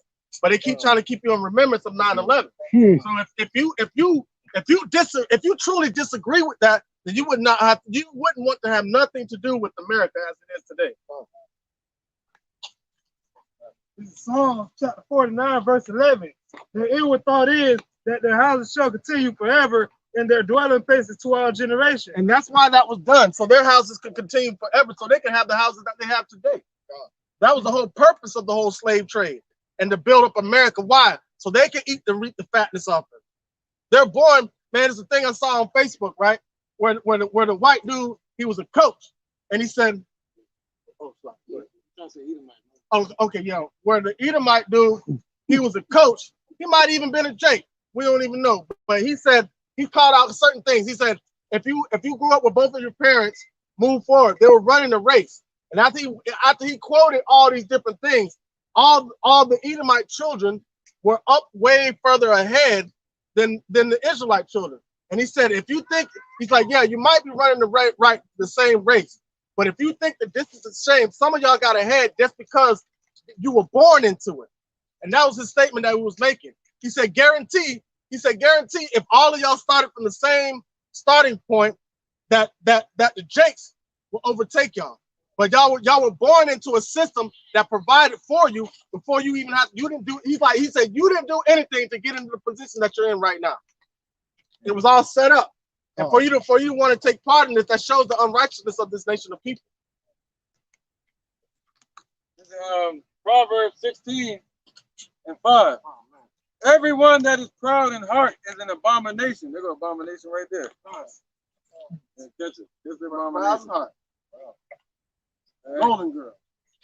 Everyone that is proud in heart is an abomination to the Lord. Though hand join in hand, he shall not be unpunished. So, and don't they say, I'm proud to be an American? They're so proud of this establishment nation of bloodshed. All right, but they're an abomination. That's why this is an abominable place to the Most High, man. The Most High. The reason why, listen, when blood is shed on the land, the scripture says you have to cleanse the land with the blood. There's been so much blood shed on this land that it has to be destroyed so much that it's not going to ever be inhabited again because the amount of bloodshed. Because the Lord's going to totally consume this place. Because that fire is going to be the cleansing agent. And it has to burn so much for the amount of bloodshed that's not going to even be, the smoke is going to be going on for a long period of time. Smoking like a chimney. A long time ago days. Yeah. Verse 41. And Esau hated Jacob. It's like you. Genesis chapter 27, verse 41. And Esau hated Jacob because of the blessing, wherewith his father blessed him. And Esau said in his heart, the days of mourning of my father are at hand. Then will I slay my brother Jacob. Okay, so there you go. So this is where you find the hatred between Esau and Jacob. Because Esau hated Jacob because of the blessing. He was mad because he truly didn't intend to give his birthright away. He just said that for topical or for aesthetic purposes. But when the blessing was truly given out and he found out that he had no part in it and it did not involve him, now all of a sudden he hated his brother. Now he want to kill his brother. And Esau's been killing his brother ever since then. Look at what's going on with our people right now. The new world order is what? To kill Jacob, to establish Esau, for him to get some kind of pseudo blessing back that he once gave away. Yeah, appreciate it. I got an interjection on thank you. Ezekiel chapter 35, verse 4 or verse 3, verse 2. Son of man, set thy face against Mount Seir and prophesy against it, and say unto it, thus saith the Lord, behold, O Mount Seir, I am against thee, and I will stretch out my hand against thee, and I will make thee most desolate. set thy face against Mount Seir, meaning prophesy against the border of wickedness, the tabernacles of Edom. Let them know that they're going down. Let them know that they're going to slavery. Let them know that the Son and the Son hate them. Let them know that the Most High hate them. When I say the Son, I'm talking about the regular Son and Yahweh Shai. And Yahweh hate them. You know what I'm saying? Just to make that clear, because you know we have lack of brain waves. But anyways, but you know, set our face. And that's what we do. We got our face set against Mount Seir. That's why we come out here week in and week out and prophesy the downfall of this wicked kingdom. Romans 9 and 10. And not only this, but when Rebekah also had conceived by one, even by our father Jacob, Isaac, for the children being not yet born, you say Esau didn't want to give away the birthright. We don't know if that be true or not, but it was according to the father's will, either way. You know, it's just for the no, you was correct, but I'm saying for the children being not yet born, neither have we done any good or evil. Those are before they was even born. The Lord had this set up. That the purpose of Yahweh according to election might stand, not of works, but of him that calleth. It is said unto her, the elder shall serve the younger, as it is written, right? See, the elder Esau is set up to serve the younger, Jacob. As it is written, so it was written, Jacob have I loved, but Esau have I hated. What shall we say then? Is there unrighteousness with Yahweh? God forbid. For he said unto Moses, I will have mercy on whom I will have mercy, and I will have compassion on whom I will have compassion. Meaning, he's going to forgive who he chooses to forgive. And he chose not to forgive Esau. All right. So guess what? You saw you pretty much screwed. Keep that power, y'all. Keep fighting. You ain't finished up. Oh, no, I got some more. It says Ezekiel 35 and 4. I will lay thy cities waste, and thou shalt be desolate, and thou shalt know that I am Yahweh Ba'ashem Yahushai, because thou hast had a perpetual hatred, and hast shed the blood of the children of Israel by the force of the sword in the time of their calamities, and the time that their iniquity had an end. So, go ahead. So there you go. The Lord has laid Esau's heritage, all that waste. He's like, okay, I'm gonna throw you down completely, and I'm gonna also hold it against you because you've had hatred towards your brother. You continually to kill your brother, even when the iniquity that our people once committed had an end. Esau, you kept going. You kept on oppressing and repressing our people, and you still doing it to this day. So the Lord is gonna make a full end with you. You know what I'm saying? Your whole New World failure that you calling a New World Order, it's going to fail. So I keep saying it's a New World failure, because it's going to fail. It is not going to prosper. This is the end for you. It's over. The dream is dead. And the Lord, if you think about it, think about how they were fighting in the womb. The earth is the womb now. We're still fighting. And Esau tried to shoot out first, like, hey, I'm the victor. So guess what? It's the same thing. Now they try to shoot out first. They try to erect themselves within the earth, and that's how they're gonna be. And we're gonna be holding on their heel, just like when we came out of the room of Rebecca, holding on the heel when Yahweh Shai shows up. Just like Isaac gave the blessing to Jacob, Yahweh Shai is gonna give a blessing to Jacob again. Well, mainly by the heel, it means taking them down. They're talking about Yahweh Shai taking them down. You know, and the earth is like a womb, man. So yet again, we're still fighting until this day. So yet again, your New World failure is a pathetic attempt for you to try to get back something that was never ever really yours to begin with. So you're going to be taken down by the heel. So basically, you're going to be supplanted, meaning you're going to be replaced. You're going to be forcefully removed out of your position that you're trying to fight and clamor and fight and claw and teeth to stay in. This is the book of Ezekiel, chapter 25, verse 12. Thus said the Lord, Yahweh Ba'ashem Yahushai, because that Edom had jumped against the house of Judah by taking vengeance, and have greatly offended and revenged himself upon them. Therefore, thus said the Lord, Yahweh Ba'ashem Yahushai, I will also stretch out my hand upon Edom, and I will cut off man and beast from it. Abomination, does demon on. Good job, good doggy. Verse 13. And I will make it desolate from teeming, and Zeb the Dan shall fall by the sword. And I will lay my vengeance upon Edom by the hand of my people Israel, and they shall do in Edom according to my anger and according to my fury. And they shall know they shall know my vengeance. Thus said the Lord Yahweh Bashim Yahushua. God, and that's going to take place when we have them in captivity, right? Going into Lazarus and Abraham bosom and the rich man in hell, man. So Esau gonna experience that vengeance according to the Lord's anger when he in slavery, man. All right, because just like the scripture says, curse thee that have cursed thee and bless thee that have blessed thee. All those curses that came upon us is going to come upon Edom and the other nations, man. And think about it. It said he have lifted their hand up against them that have not resisted you. But look at when Jacob came back to the land, how he sent everybody before him bearing gifts to Esau, man. And our people still do that to this day, man. And he continues to try to persecute our people no matter how much we try to. So that's why the Lord said, no, you're going to do it according to my anger.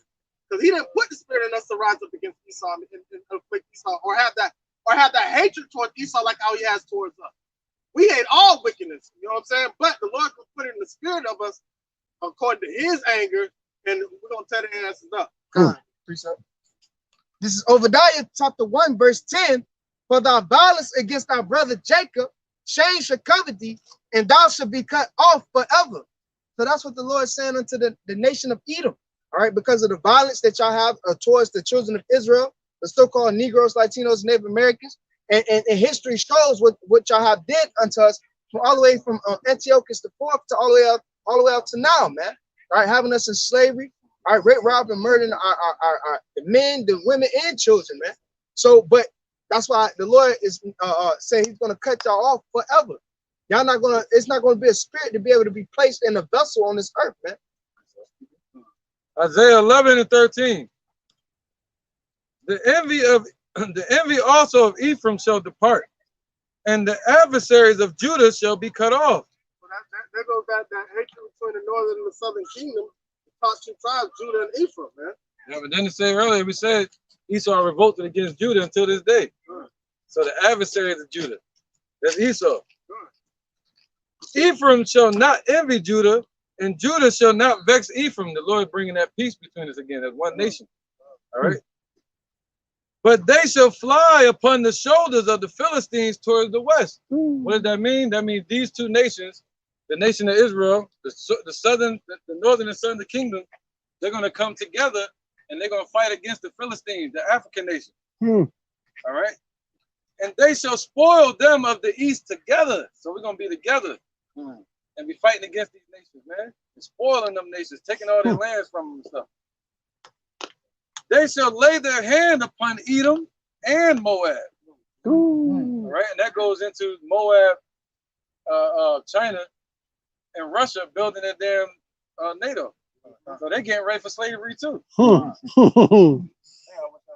They shall lay their hand upon Edom and Moab, and the children of Ammon shall obey them. So that's all these damn nations, the Japanese too. All right, so they're all going to obey what the hell we say in the kingdom, man.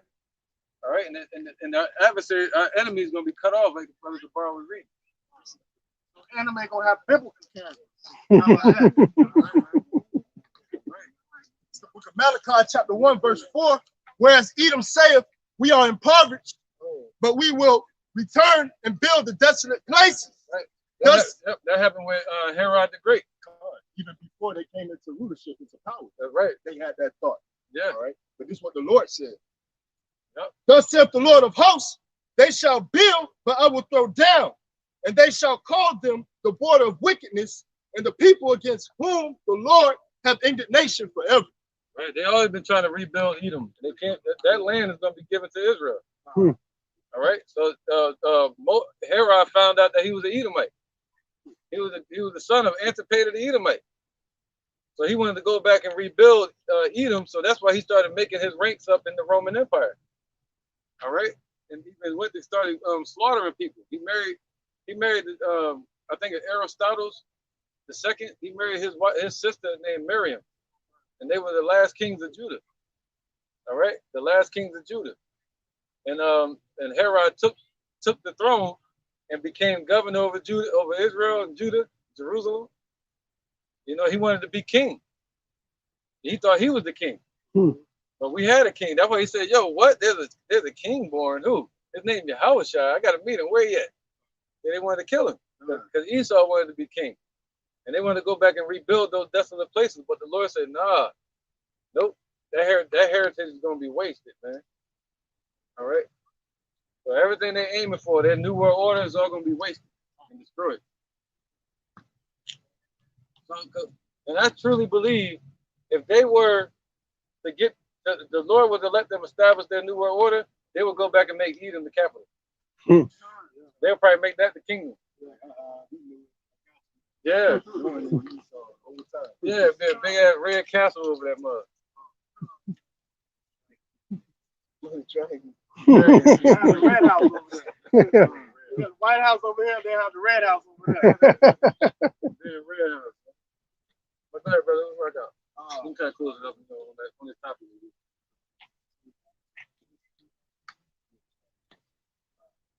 There's the book of Genesis, chapter 25, verse 22. And the children struggled together within her and she said, if it be so, why am I thus? And she went to inquire of the Lord. So Rebecca she wouldn't inquire of the Lord because she wanted to know what was going on within her womb. You know, she's conceived, she's with children or a child, you know, we'll use that word for, you know, for the correct terminology, but that's what the earth's saying right now. She's trying to figure out what was going on within her womb. So she went into inquire of Yahweh. I got it late. What the hell going on? Verse 23. And the Lord said unto her, 2 nations are in thy womb, and 2 manner of people shall be separated from thy bowels. And the one people shall be stronger than the other people, and the elder shall serve the younger. So when she inquired of the Lord, the Most High told her, you got 2 nations of people in your womb. Basically, you got 2 manner of people within your wombs that shall be separated from thy bowels. You know, one shall be stronger. We already know who's stronger, and the elder shall serve the younger. We already know who's who. Esau is the oldest, Jacob is the youngest. But Jacob is the stronger than Esau.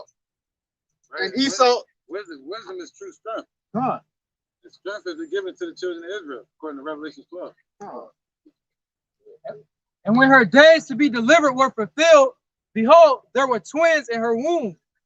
And the first came out red all over like a hairy garment, and they called his name Esau. Okay, so the first came out red like in hairy garments, meaning red all over, not necessarily being born with hair everywhere, but red like meaning we'll say his skin was translucent. He had no pigments.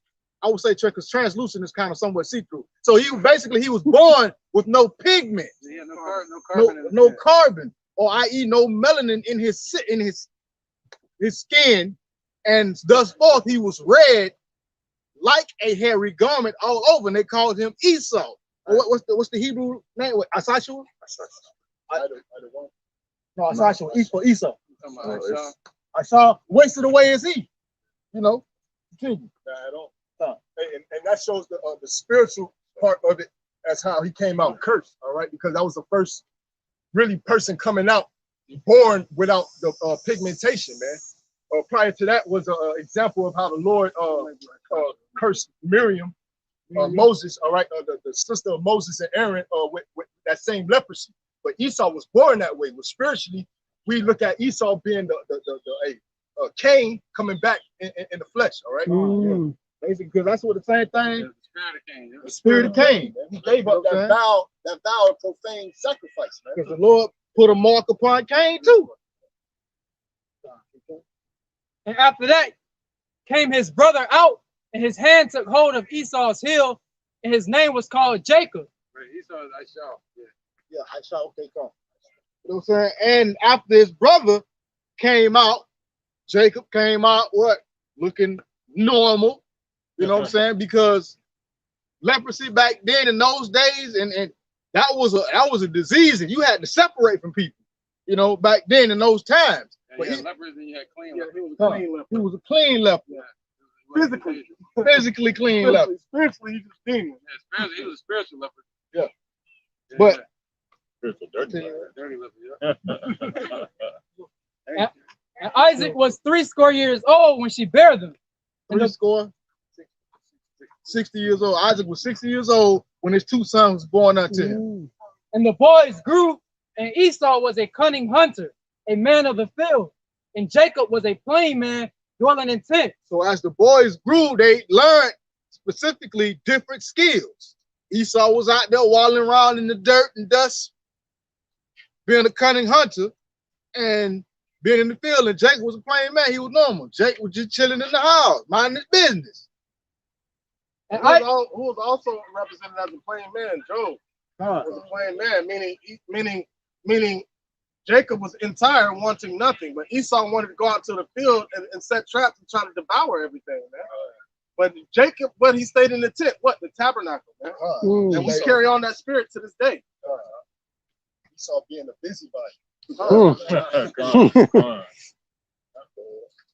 And Isaac loved Esau because he did eat of his venison, but Rebekah loved Jacob. So Isaac loved Esau, and Rebekah loved Jacob. This is why in the chapter or 2 over in 27, why Rebekah dressed Jacob up as Esau. Because you got to think, Esau was the firstborn, so he was more favored by Isaac. Rebekah was favored, Jacob was favored by Rebekah. Right, so the Lord had to step in and intervene to make his prophecy come to pass. Exactly. Yep. And Jacob saw pottage, and Esau came from the field, and he was faint. So Jacob was we'll say he was in the kitchen cooking. Esau comes sliding, walking in because he was faint. He was tired. He probably was hunting. He was a little winded. And Esau said to Jacob, feed me, I pray thee, with thy same red pottage, for I am faint. Therefore was his name called Edom. So when Esau came in, he seen Jacob cooking. He said, give me some of that red pottage. Why? You know what I'm saying? I praise thee, that same red pottage. Why? Because I'm faint. I mean, I'm famished. I'm hungry. I'm thirsty. Give me something to eat, basically. So from that time, it was called Edom. And what does Edom mean? Red. Yeah, you think about Scar and Lion King. He became famous. He didn't want to. That's why the Lord said Esau will come down with great wrath because he knew he had for a short time. They start lacking in anything, they're gonna go crazy. He's feeling famished right now. He's trying to, hunger pains. He's trying to fill his belly. Feeling hunger pain, they're ready to kill something. You're gonna go. That's what Job said. He shall not feel quietness in his belly, so he ain't gonna be able to eat it. You want to feel that quietness. You want to feel that quietness. He's feeling famished right now, so that's why he's coming down with great wrath. Stomach growl. Esau's stomach growl. All hell breaking loose. This is the book of Job, chapter 4, verse 5. But now it has come upon thee, and thou faintest. A touch of thee, and thou art troubled. Is not this thy fear, thy confidence, the uprightness of thy ways, and thy hope? Remember, I pray thee, whoever perished being innocent, or where were the righteous cut off? So I just brought that out because that's going into a Temanite, man, which is a Edomite, all right? Basically, hey, when they pride is being driven away, man. They pride, their power is being driven away, man. And now, hey, now all hell go break loose. Because once Esau is out of power, out of rulership, all right, hey, he's gonna be a diabolical demon, man. He's gonna show his horns. He's gonna show that he's a physical counterpart of the spiritual demon Satan. Right, showing their horns. Because you already got Esau, holding, trying to hide food, fighting. That's just a devil, man. He's trying to hold back food because nobody want to give his agenda. He's trying to GMO everything. And that really comes from Klaus Schwab, They bringing in him now. He the one that's controlling the next phase of it. First it was Bill Gates, and then it's Klaus Schwab, and Biden is just a puppet. He's just a mouthpiece, man. He's not running no show at all. Yeah, he's not running no show, and he's not. He's not sitting there saying, "Hey, we're gonna do this now and do that." They're telling him what to do. He read from a teleprompter. He do a bad job of that. Come on, man. I wonder if they really typed that on the teleprompter. I don't think that's I got Genesis 25 and 30.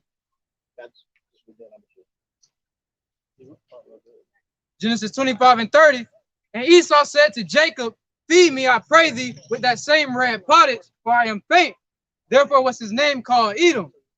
And Jacob said, "Sell me this day thy birthright." And Esau said, "Behold, I am at the point to die, and what profit shall this birthright do to me?" All right, there you go. So Jacob was like, "Oh yeah, sell me your birthright." He was like, "All right, cool, bro, ain't no problem." You know what I'm saying? He said, "I'm at the point." He said, "Man, look, I'm about to die, bro. I just need something to eat. What good is this birthright going? What is going to profit me? What is it going to do for me?" That's what he was basically asking. He said he ain't have no faith. He's like basically saying, "What is this birthright gonna do for me if I'm dead?" So he felt like he was finna die because he didn't have no faith. So now he's trying to put that same fear in 2/3 of our people, which he's already done. So now if they feel like they're at the point of death, they're gonna have that spirit of fear rising up in them. Paganism. That's that paganism, man. That's that no life after death. They don't think you got a soul.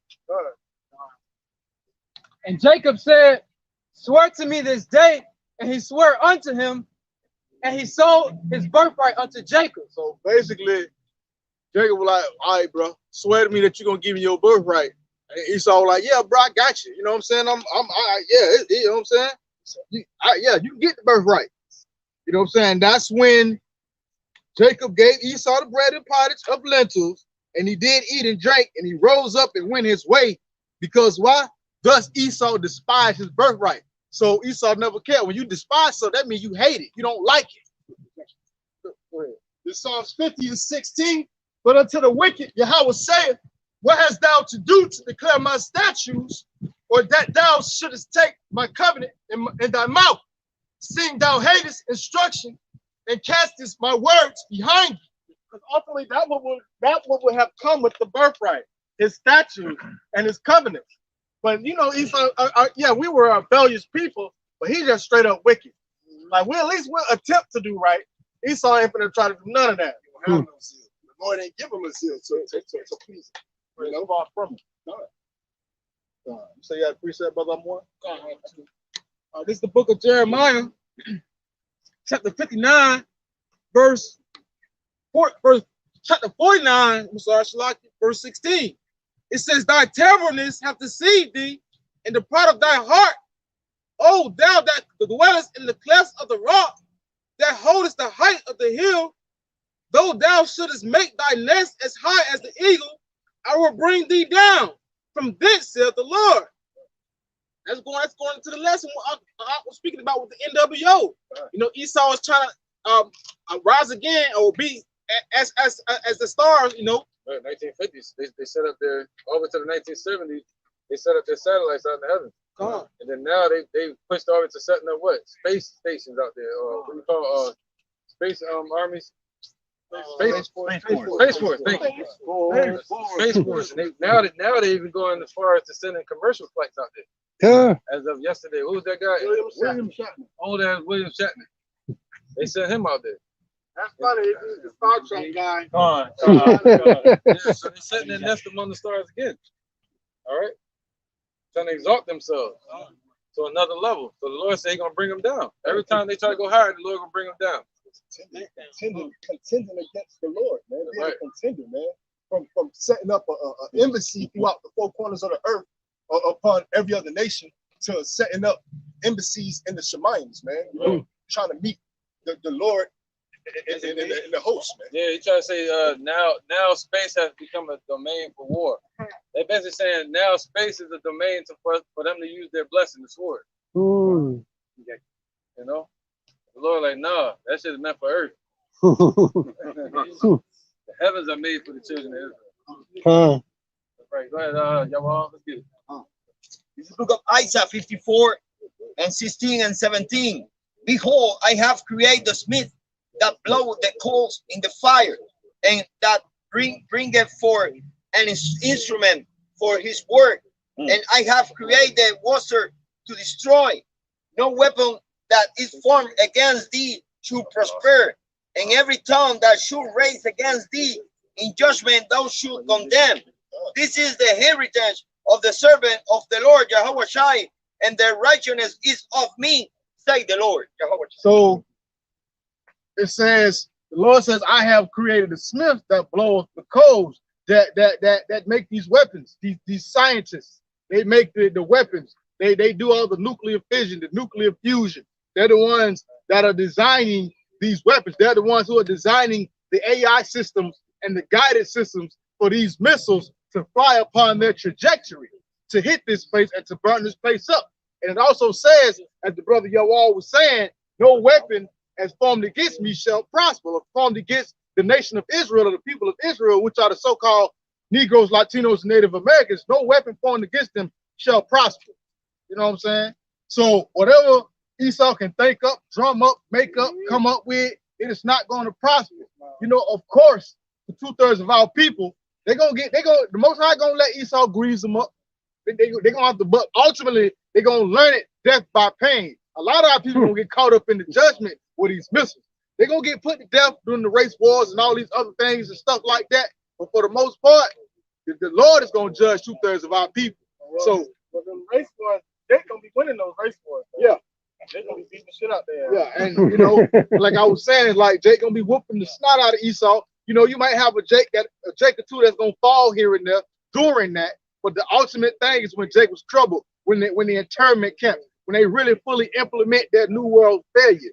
You know, when they want people to get the MOT beat, you know, which is the MOTB, and you know, they want people to get all this. They want people to drink Pandora's juice right now, or drink out of Pandora's cup. You know, they're trying to limit what you can and cannot do if you don't drink Pandora's elixir.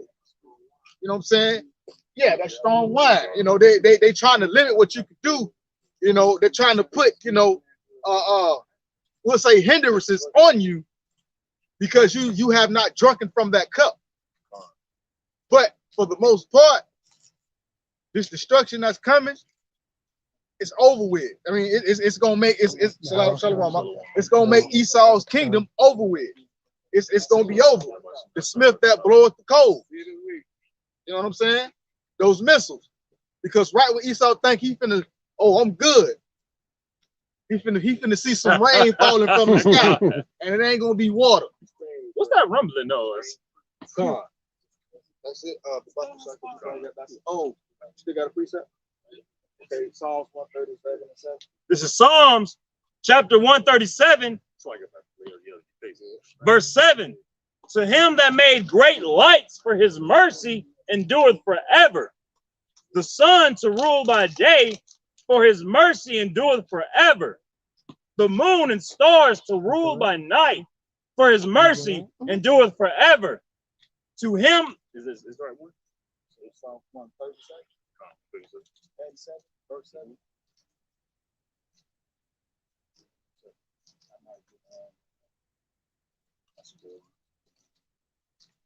Oh, it's like it.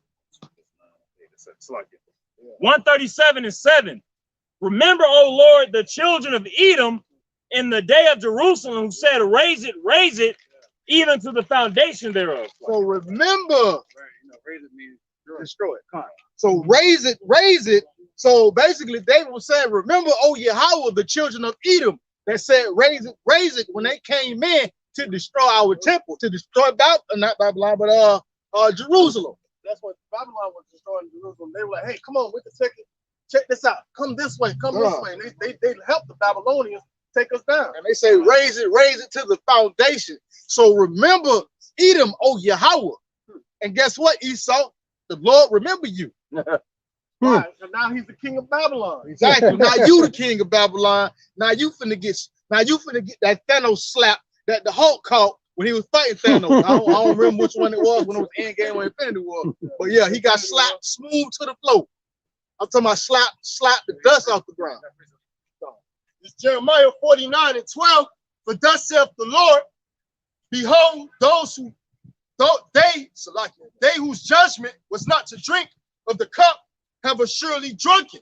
And art thou he that shall altogether go unpunished? Thou shalt not go unpunished, but thou shalt surely drink of it. For I have sworn by myself, saith the Lord, that Bosra shall become a desolation, a reproach, a waste, and a curse, and all the cities thereof shall be perpetual waste.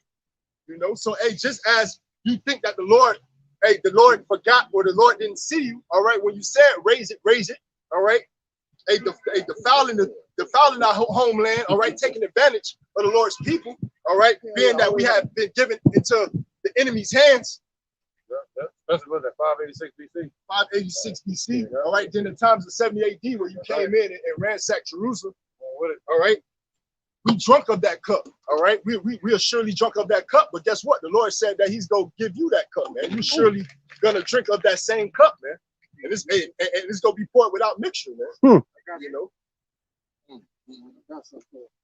I can't imagine what that's like. Every day, every second of the day. Peaceful wish for the Saturday to come. This is Isaiah chapter 51, verse 22. Thus saith the Lord, Yahweh Shemel Shai, thy power, that pleaded the cause of his people Israel. Behold, I have taken out of thine hand the cup of trembling, even the dregs of the cup of my fury. Thou shalt no more drink it again, but I will put it into the hand of them that afflict thee, which have said with thy soul, bow down that we may go over. Thou hast laid thy body as the ground and as the streets to them that went over.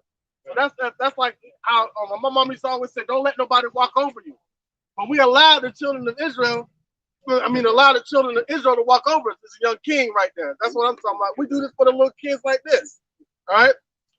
To protect them from individuals like Esau, man. Hey, how you doing, bro? All right, so we no longer have to bow down to this devil, man. We no longer have to conform to his system. We no longer have to. We go by the rules of Yahweh by Shem Yahweh Shah. Hey, how y'all doing? Because the Negroes, Latinos, and Native Americans are the kings of the earth, the gods of the earth. The father's name is Yahweh, his son's name is Yahweh Shah. We need to return to our king, man.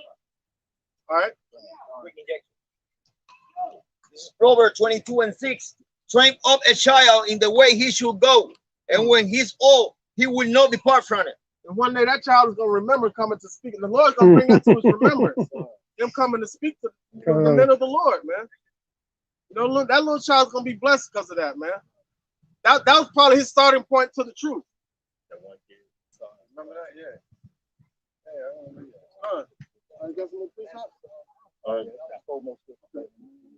Psalms 137, verse 8.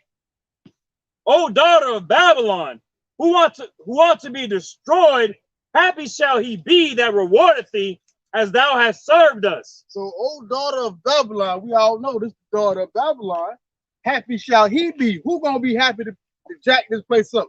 Yahweh Shai, Yahweh, you know what I'm saying? The Most High. And Israel. And Israel. Yeah, we're gonna be happy as hell. and the Lord is gonna be happy to reward you, Esau, for your wickedness. He's gonna be very ecstatic to do that. Verse 9. Happy shall he be that taketh and dasheth thy little ones against the stone. So happy shall he be, because you do know the same thing you did to our kids, Esau, using our children for gator bait, you know, postcards and things like that, cutting the babies out of our women's stomachs or their wombs, using, yeah. But anyways, I'm gonna have to have some handmaids do that. We, like I say, it says, happy shall you be. We're gonna be happy to do the exact same thing to your children. We're gonna be happy to bash your children against a stone. We're gonna be happy to afflict you with extreme levels of affliction. And we're gonna do according to the Most High's will. We're gonna do according to the Most High's will. We think, like, you know what I'm saying, what we'll do. Hey, but you're gonna have your Yahweh Shai send over you. Cursed be the man that draws back his sword.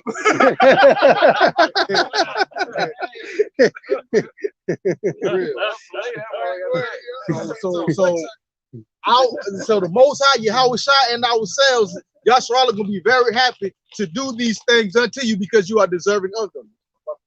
That's Psalm 83. The book of Psalms, chapter 83, verse 1.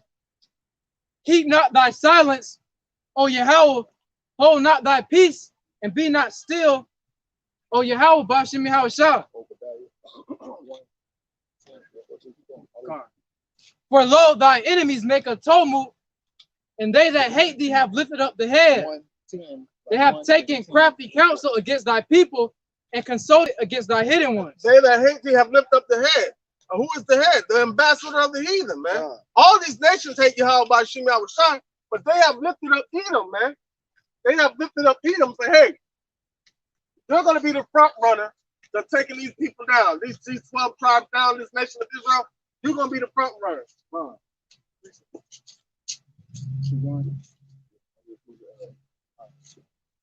Psalm 83, verse 4. They have said, come and let us cut them off from being a nation, that the name of Israel may be no more in remembrance. So they say, come, let us cut them off from being a nation. Edom and his constituents. Let them cut us off from being a nation. Because you know, at the time when Israel, there was a time when Israel was ruling, we was putting hell on these other nations for to go according to Yahweh Yahushua, to go according to righteousness. That's why they conspired together to cut us off from being a nation, because we were afflicting them with righteousness. Right, you want to know about that? You can watch the movie Ben-Hur. The whole movie was about them trying to stop the second temple of Solomon from being built, or the third temple of Solomon from being built. Ben-Hur? Yes. Please put that in the chat. Yeah, that movie called Ben-Hur. It was like it's like an action movie, but they kind of add a little extra theatrical stuff to it. But it was really about, in the whole movie, like we cannot let them rebuild Solomon's temple. Yeah. Psalms 83 and 5. For they have consulted together with one consent, they are confederate against thee. The tabernacles of Edom and the Ishmaelites of Moab and the Hagarenes, Arab, the Arab nations, Jabal and Ammon and Amalek, the Philistines with the inhabitants of Tyre. Asher also is joined with them. They have opened the children of Lot. Salah. So you got Edom, you got Ishmael, Moabites, you got the Hagarenes, those Syrians, you got Gabal, Ammon, Amalek, that's Esau again, you know what I'm saying? The Philistines with the inhabitants of Tyre, you know what I'm saying? Asher also, you know what I'm saying, with them. They have whole That's cool, you know what I mean? They have whole pinned the children of Lot. Right. Another word for the children of Israel. They have come together against us and oppressed us. And look at what's going on. They set up in our neighborhood, look at us like we funny, but they in our neighborhoods want us to spend money at their store. You know, it's a couple of times I done thought to do some stuff, but we're gonna let the Most High deal with it. Yeah. 2 Thessalonians chapter 2 and verse 7. For the mystery of iniquity doeth already work. Only he who led will let until he take them out of the way. And then shall the wicked be revealed, whom Yahweh shall consume with the spirit of his mouth, and shall destroy with the brightness of his coming. So the mystery of iniquity doth already work. Who is the mystery of iniquity? The tabernacles of Edom, the border of wickedness, Esau. He's already been working during the times of Yahushua. Because that's when he said that, when Yahushua said that. The mystery of iniquity is already right, meaning their plans and what they was doing has already been set in motion. They was already doing wickedness upon the four corners of the earth. They was already doing it. And about to tell what was the scripture under that? And then shall the wicked be revealed, whom the Lord shall consume with the spirit of his mouth. And then shall the wickedness be revealed, whom the Lord shall consume with the spirit of his mouth. You got to think, Yahushua was quick on his feet when it came down to the word. He was quick. Like you say something, he cut the fire at you fast. Had you looking stupid, had you I'm talking about, had you stuttering and fumbling over words. He was quick of the mind. He was quick with the scripture. And we become the mouth of the Lord, man. So he said he shall put he shall give you words that your enemy shall not gainsay nor resist, man. So we became the mouth, and the Lord's going to bring the brightness of his coming when he shows up with his chariot. Yeah, that heavenly host. Yeah. The thousands. What you gonna do then? You ain't gonna be able to do nothing. Obadiah, chapter 1, the only chapter, verse 10. Just for 1 and 10. For thy violence against thy brother Jacob, shame shall cover thee, and thou shalt be cut off forever. So for thy violence against thy brother Jacob, shame shall cover thee, and you're gonna be cut off forever. See, you feel bad, Esau. That's why you're taking slavery out of the curriculum in the schools. Why? Because you feel bad. Because you know you're effed up. And everybody knows your dirt and your wickedness. Now, these other nations know, you know, they know that, you know. It was literally said by a Texas state councilman, said, do you really want the world to view us in this image? He said, this is the necessity of the reason why we have to take this out of the books. You don't want them to teach about America, about those things in the past. You don't want the rest of the world to view us as this. You don't want our people in America to view us as this. And that was their whole argument. But the thing about it, Esau, you failed because the whole world does view you as a murderer. The whole world and the people in America does view you as something is trash and for what you did to the so-called Negroes, Latinos, and Native Americans. You know what I'm saying? Yeah, right. And they made millions off of slavery. They even made movies. Rose movies. Yeah, they made Hollywood. They make Hollywood rich. They're witchcraft. Ezekiel 24:6. Wherefore thus saith Yahweh power, woe to the bloody city, to the pot, whose scum is therein, whose scum is not going out of it. Bring it out piece by piece. Let no lot fall upon it, for her blood is in the midst of her. She set it upon a rock. That's their schools where they teach about slavery and killing our people, slaughtering our people. All right, they're setting it out in the open. Like, who gonna do something? She set it upon the top of a rock. She poured it not upon the ground to cover it with dust. See that? So Esau just declared their sin openly, man. And they don't care who. They don't care, man. All right, but the Lord's starting to make them feel that shame because they see the judgment coming towards them, man. That's why you have mumbling Biden talking with Russia, talking about prepare for war, start mumbling. All right, because you know, once they go at Russia, that's judgment coming back at them. All right? Go ahead, brother. This is Ecclesiastes chapter 3 and verse 15. That which has been is now, and that which is to be hath already been, and God required that which is past. And moreover, I saw under the sun the place of judgment, that wickedness was there, and the place of righteousness, that iniquity was there. So the things that have already will be or has been, it's already been set up. If it was then, it's now. If it was now, it was then. The Lord requires that of things that happened from before. You know, and then the place of judgment, or this place under the sun, because we are under the sun, the place of judgment is right here in Babylon. This place, what this is, all this asphalt, this ain't nothing but pitch that's gonna catch on fire. You can't light it with a normal regular fire, so the Lord gonna set it on fire with a nuclear fire. The altar. The sacrificial altar. I got one for you. This is Job 14:5. Seeing his days are determined. See, the Lord predestinated everything. His days are determined. The number of his months are with thee. See, the Most High knows the number of Esau's months. Thou hast appointed his bounds that he cannot pass. So the Lord has already appointed the days of Esau, how long it's going to last in Jerusalem. So it's already been set up from Esau. Just like a storm that passes. The Lord has how long a storm is going to arrive and when it's going to pass, so the sun can shine again. See, we were righteous in the beginning, but now we're going to be made righteous again, man. Forever. This time ain't no going on. Yeah, the storm is in the way right now, but storms don't last forever. Until he be taken out of the way. And every time there's a storm, I always tell my children the sun is always still shining out. So we got somebody on the throne. We got Yahweh on the throne. So even though there's a storm on the earth, the Lord gonna move it out of the way. We're gonna see the sun shining, Yahweh shine. All right, the kingdom. It's the book of Jeremiah, chapter 49 and verse 10. But I have made Esau bare. I have uncovered his secret places, and he shall not be able to hide himself. His seed is spoiled, his brethren and his neighbors, and he is not. Right. Hey, that's not rude. I'm just making one point. But if it was up to Esau, we would never know about them. According to their secrecy, man. They swore a vow of secrecy. We would never know, but the Lord exposed them, man. He exposed them to us through the truth and through his word.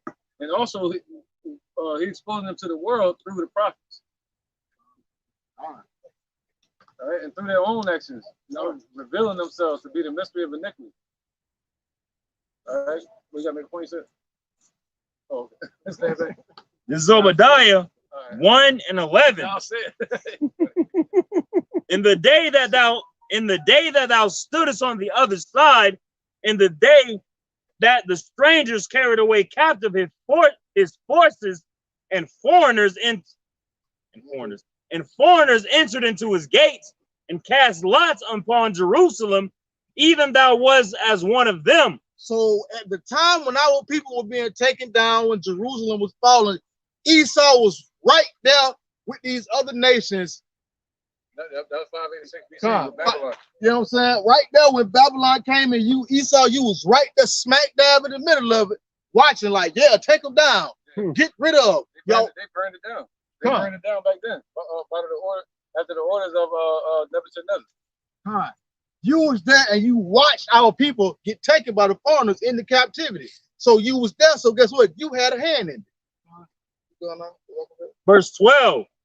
But thou shouldest not have looked on the day of thy brethren, of thy brother, in the day that he became a stranger, neither shouldest thou have rejoiced over the children of Judah in the day of their destruction, neither shouldest thou have spoken proudly in the day of distress. So when it came time for judgment of our people, you should not have been one of the ones or an onlooker to see or watch the destruction of our people. Well, they helped in it. Yeah, they helped. You shouldn't have helped. When our people became a stranger from the land of Jerusalem, the Lord spewed us out of that land for disobedience and being wicked. You should not have been one of those ones that had partaken in it.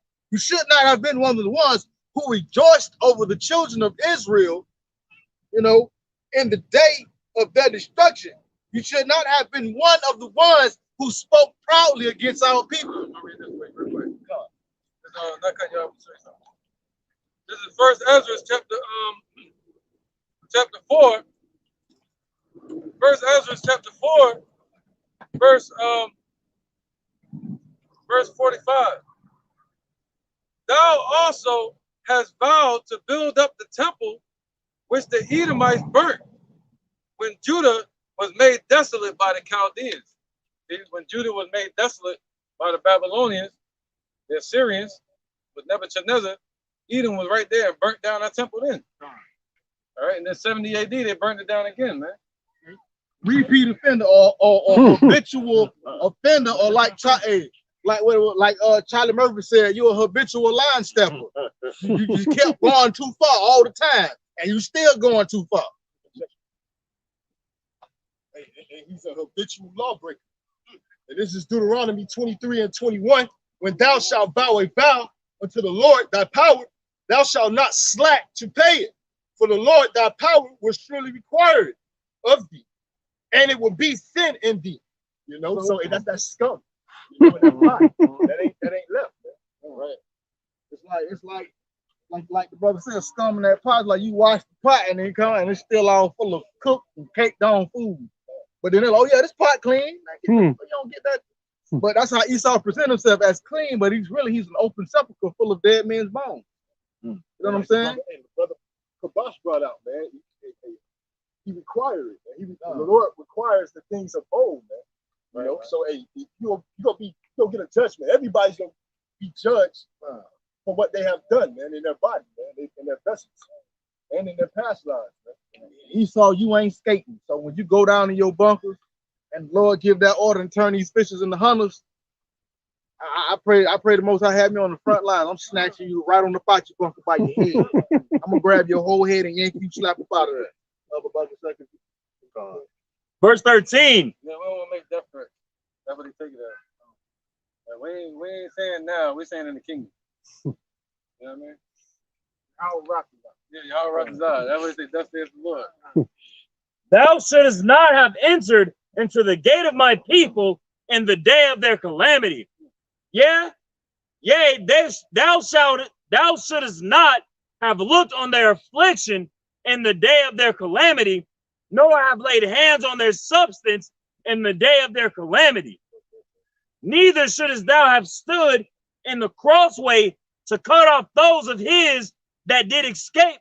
Neither shouldest thou have delivered up those of his that did remain in the day of the.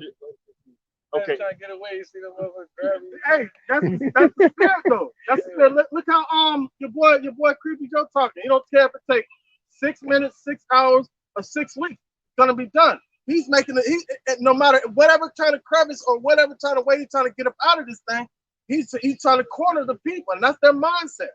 That's their mindset how they operating today, man. And that's what moving. That's what's making the people move and fear. Yeah, what do you call that? What do they call it? Herd mentality. Herd mentality. Right. Herd mentality. Herding the sheep.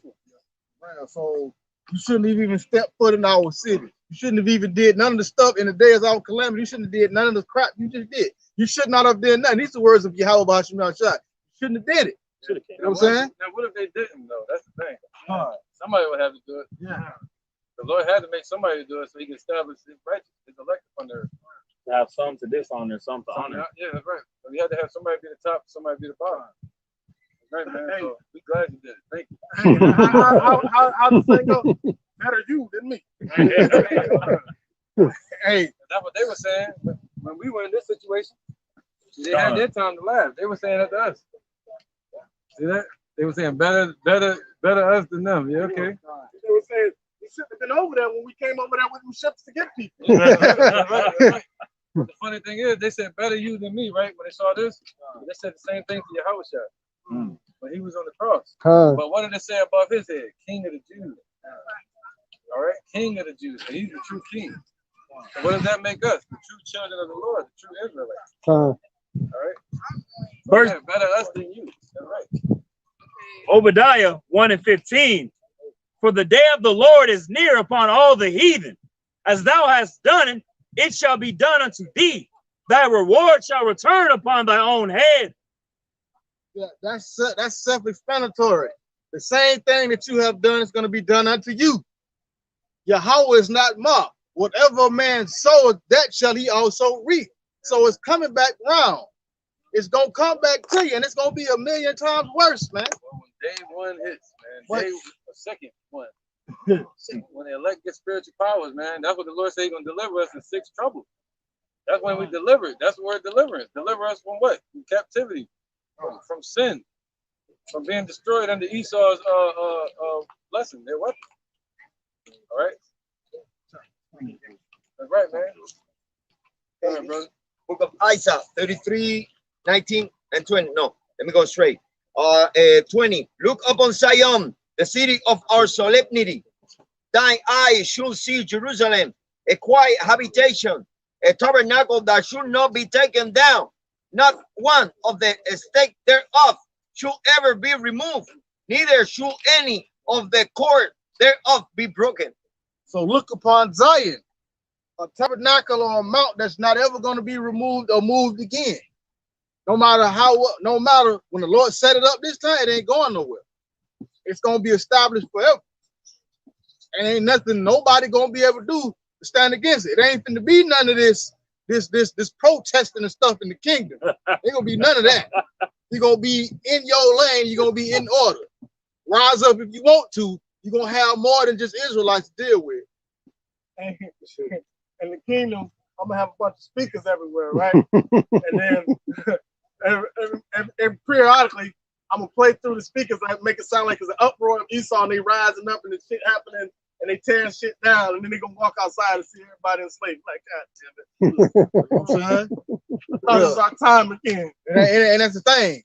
Ain't gonna be no NWO of the Mount of Edom in the true New World Order, which is Lord when He come back and establish righteousness upon the earth. That's gonna be the New World Order.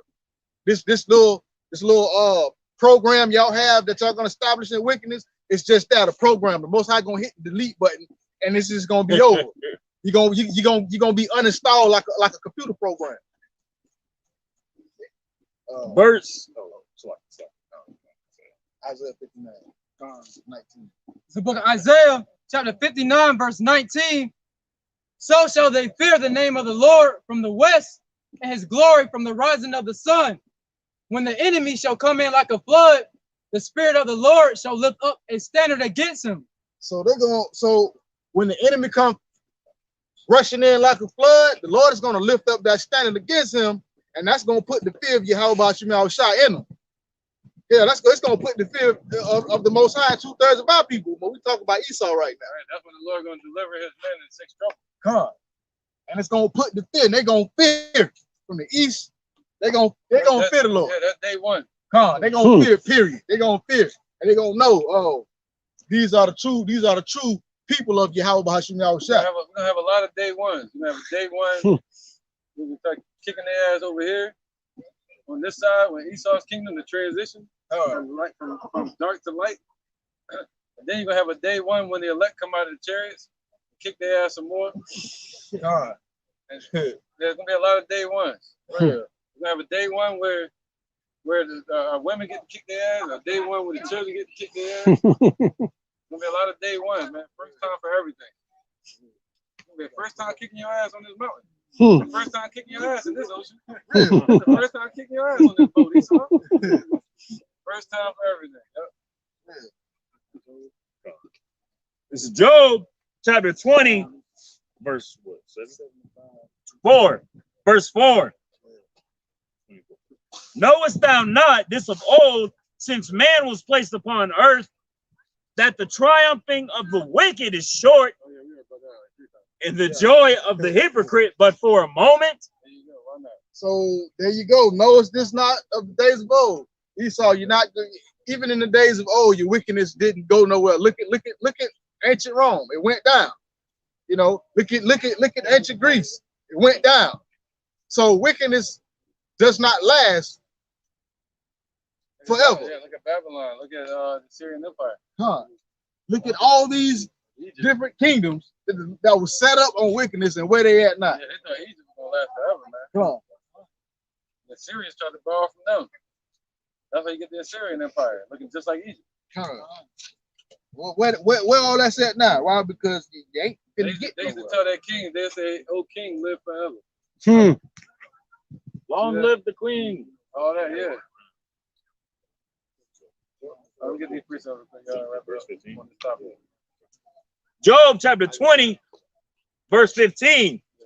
He hath swallowed down riches, and he shall vomit them up again. Yahweh shall cast them into Salakia. Yahweh shall cast them out of his belly. That's one of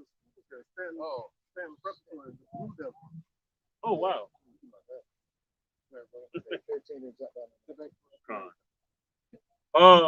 Job chapter 20, verse 19. Because he hath oppressed and hath forsaken the poor, because he hath violently taken away an house which he buildeth not. Surely he shall not feel quietness in his belly. He shall not save of that which is desired. There shall none of his meat be left. Therefore shall no man look for his goods. In the fullness of his sufficiency, he shall be in straits. In straits. Right, so anybody gonna look for their goods no more, man. They're not gonna have it anymore. The riches in the boat. They got to come to us for it. Yep. They got to go to Israel to get fed, shit, get anything. And if they don't come up, the Lord says He's gonna send famines on them, and all kind of plagues. All right, and force them out to come up to the mountain. Huh? Switch it here. All right, man. All right, just like He did with Abraham, He forced Jacob in there. Who was that? Jacob? Yeah, He forced Jacob to come into Egypt with a famine. All right, so the Lord knows how to move, man. He knows how to make people move. All right, so in the kingdom, all them nations going to have to come up to Israel to get fed, get everything. They're going to bring their resources to them. Read that again. Job chapter 20.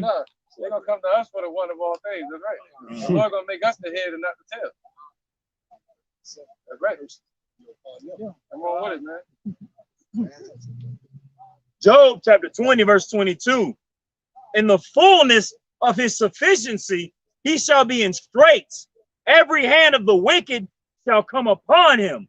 When he is about to fill his belly, Yahweh shall cast the fury of his wrath upon him and shall rain it upon him while he is eating. So you done oppressed a man in this house. You done violently taken away a house. You've oppressed our people for 400 years plus.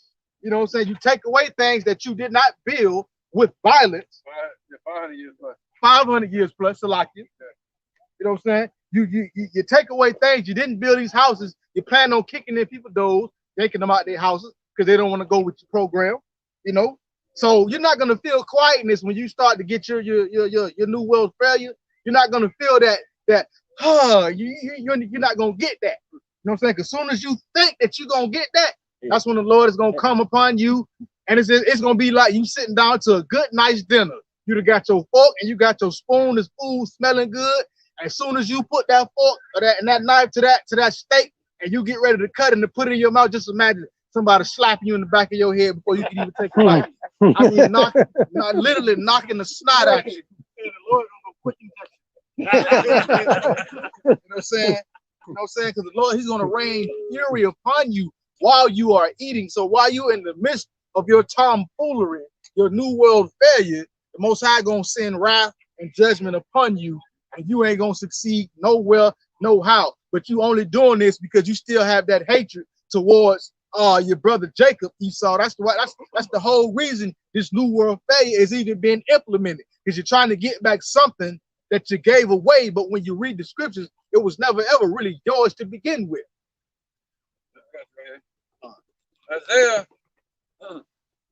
Isaiah 29:7. And the multitude of all the nations that fight against Ariel. I know who Ariel is. Israel. Well, yeah, Jerusalem, but yep. But Israel. All right, Ariel just means what? It means lion. I did a lesson on it. But that fight against Ariel, and Ariel is just another word of saying Ariel or lion. All right, even all that fight against her and her munition, and that distress her shall be as a dream of a night vision. So, all right, and it shall even be as when a hungry man dreameth, and behold, he eateth, but he awaketh, and his soul is empty. As, you can stop me whenever. And or as when a thirsty man dreameth, and behold, he drinketh, but he awaketh, and behold, he is faint, and his soul have appetite. So shall the multitude of all the nations be that fight against the Mount Zion. So all the nations that have come against our people, they're going to be as a man that is dreaming that he is eating and drinking, but when he awakes, he's still going to be thirsty and he's still going to be hungry. Back in that low condition they were originally in. God, back in that low condition, like the Great Reset. The real Great Reset. Yeah, put Esau back on the base. They're basemen. Resetting everything back. Yeah, set everybody back to their original value, like currency. No more manipulating the market. No more manipulating the market. All right, it's the book of Revelations, chapter 13, verse 9. If any man have an ear, let him hear. He that leadeth into captivity shall go into captivity. He that killeth with the sword must be killed with the sword. Here's the patience and the faith of the saints. Yo, they heard that scripture come out. This would sound familiar. No, hey. Guess what? If any man has an ear, let him hear. If you got ears to hear, let you hear the prophecies and the words of Yahweh Bashim Yahushua. He who leadeth into captivity shall go into captivity. He who killeth with the sword shall be killed with the sword. Who has led into captivity? Yeah, he's so crazy as hell. Look how hot it is. He got this hot ass jacket on. I'll look at him right now. Hand in his pocket. See, we walk up the street like that. We the gangbangers and thugs, right? Real. So Esau led into captivity. So he going into captivity. Esau killed with the sword.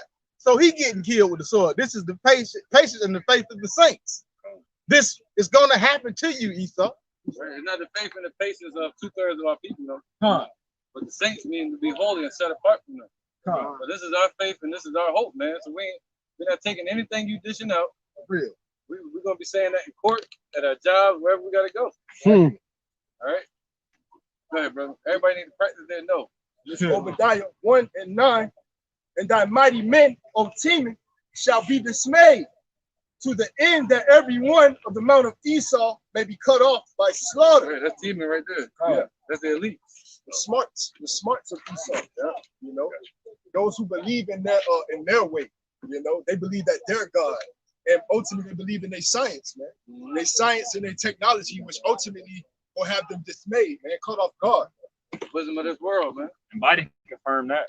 They said they're gonna have faith in science. Think about that. So they're being deceived, man, at this very moment. They said they're gonna trust science.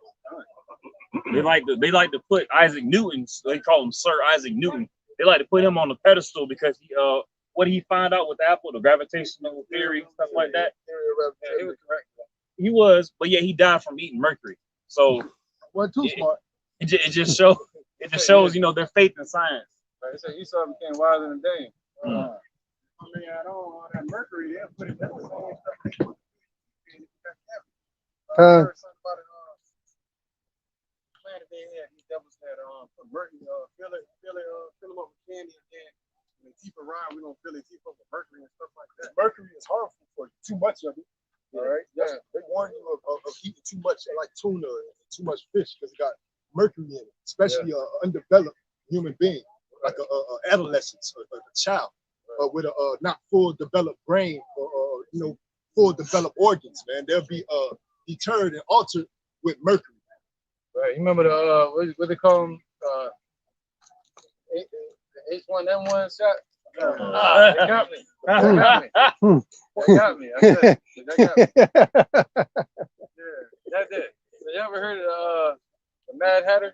Gone. That's what mercury plays at. They used to put mercury in those to make those hats. And they started putting them on people's heads. And they would sweat in big top hats.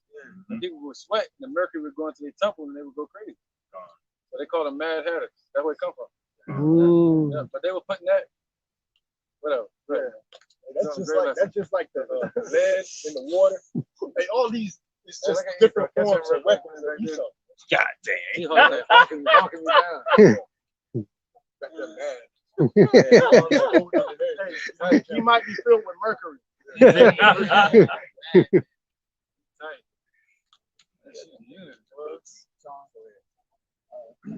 It's the book of Psalms, chapter 75, verse 6. For promotion cometh neither from the east. 73. Or this book of Psalms, chapter 73, verse 6. Therefore pride compasseth them about as a chain, violence covereth them as a garment. Their eyes stand out with fatness, they have more than heart could wish. And that go back to their blessing, man. The fatness of the earth, all right, the sword, you know. Right. Got it out. Come on. Yeah, no, after you did it. I'm saying I'll finish break it down. It says, yeah, back in Psalm 73, it says for 73 verse 6, it says the pride compasses them about as a chain. They're covered up in pride. Come on, they're covered in pride. That's how they get out. You know what I'm saying? Violence covereth them as a garment. Just look at what's going on around the four corners of the earth. And look at what's going on. Look at what they're doing. Look how they do, how they kill our people, shoot our people down the streets. And then another Edomite come through walking down the street with a whole assault rifle, fully automatic. And the only thing he get was talked to, and then they put cuffs on him, and then they take him away. Taking the McDonald's. Yeah, taking the McDonald's and get some of that GMO food. They'll probably give them some oil for the rifle. Yeah, and it says their eyes stand out with fatness. They have more than their heart could wish. They got the fatness of the earth. That's why their eyes stand out with fatness. And how do they get that fatness? With the sword. The modern day sword is the gun. And then also there are wicked devices in which they prescribe. Sound like set up to me. The Lord set them up.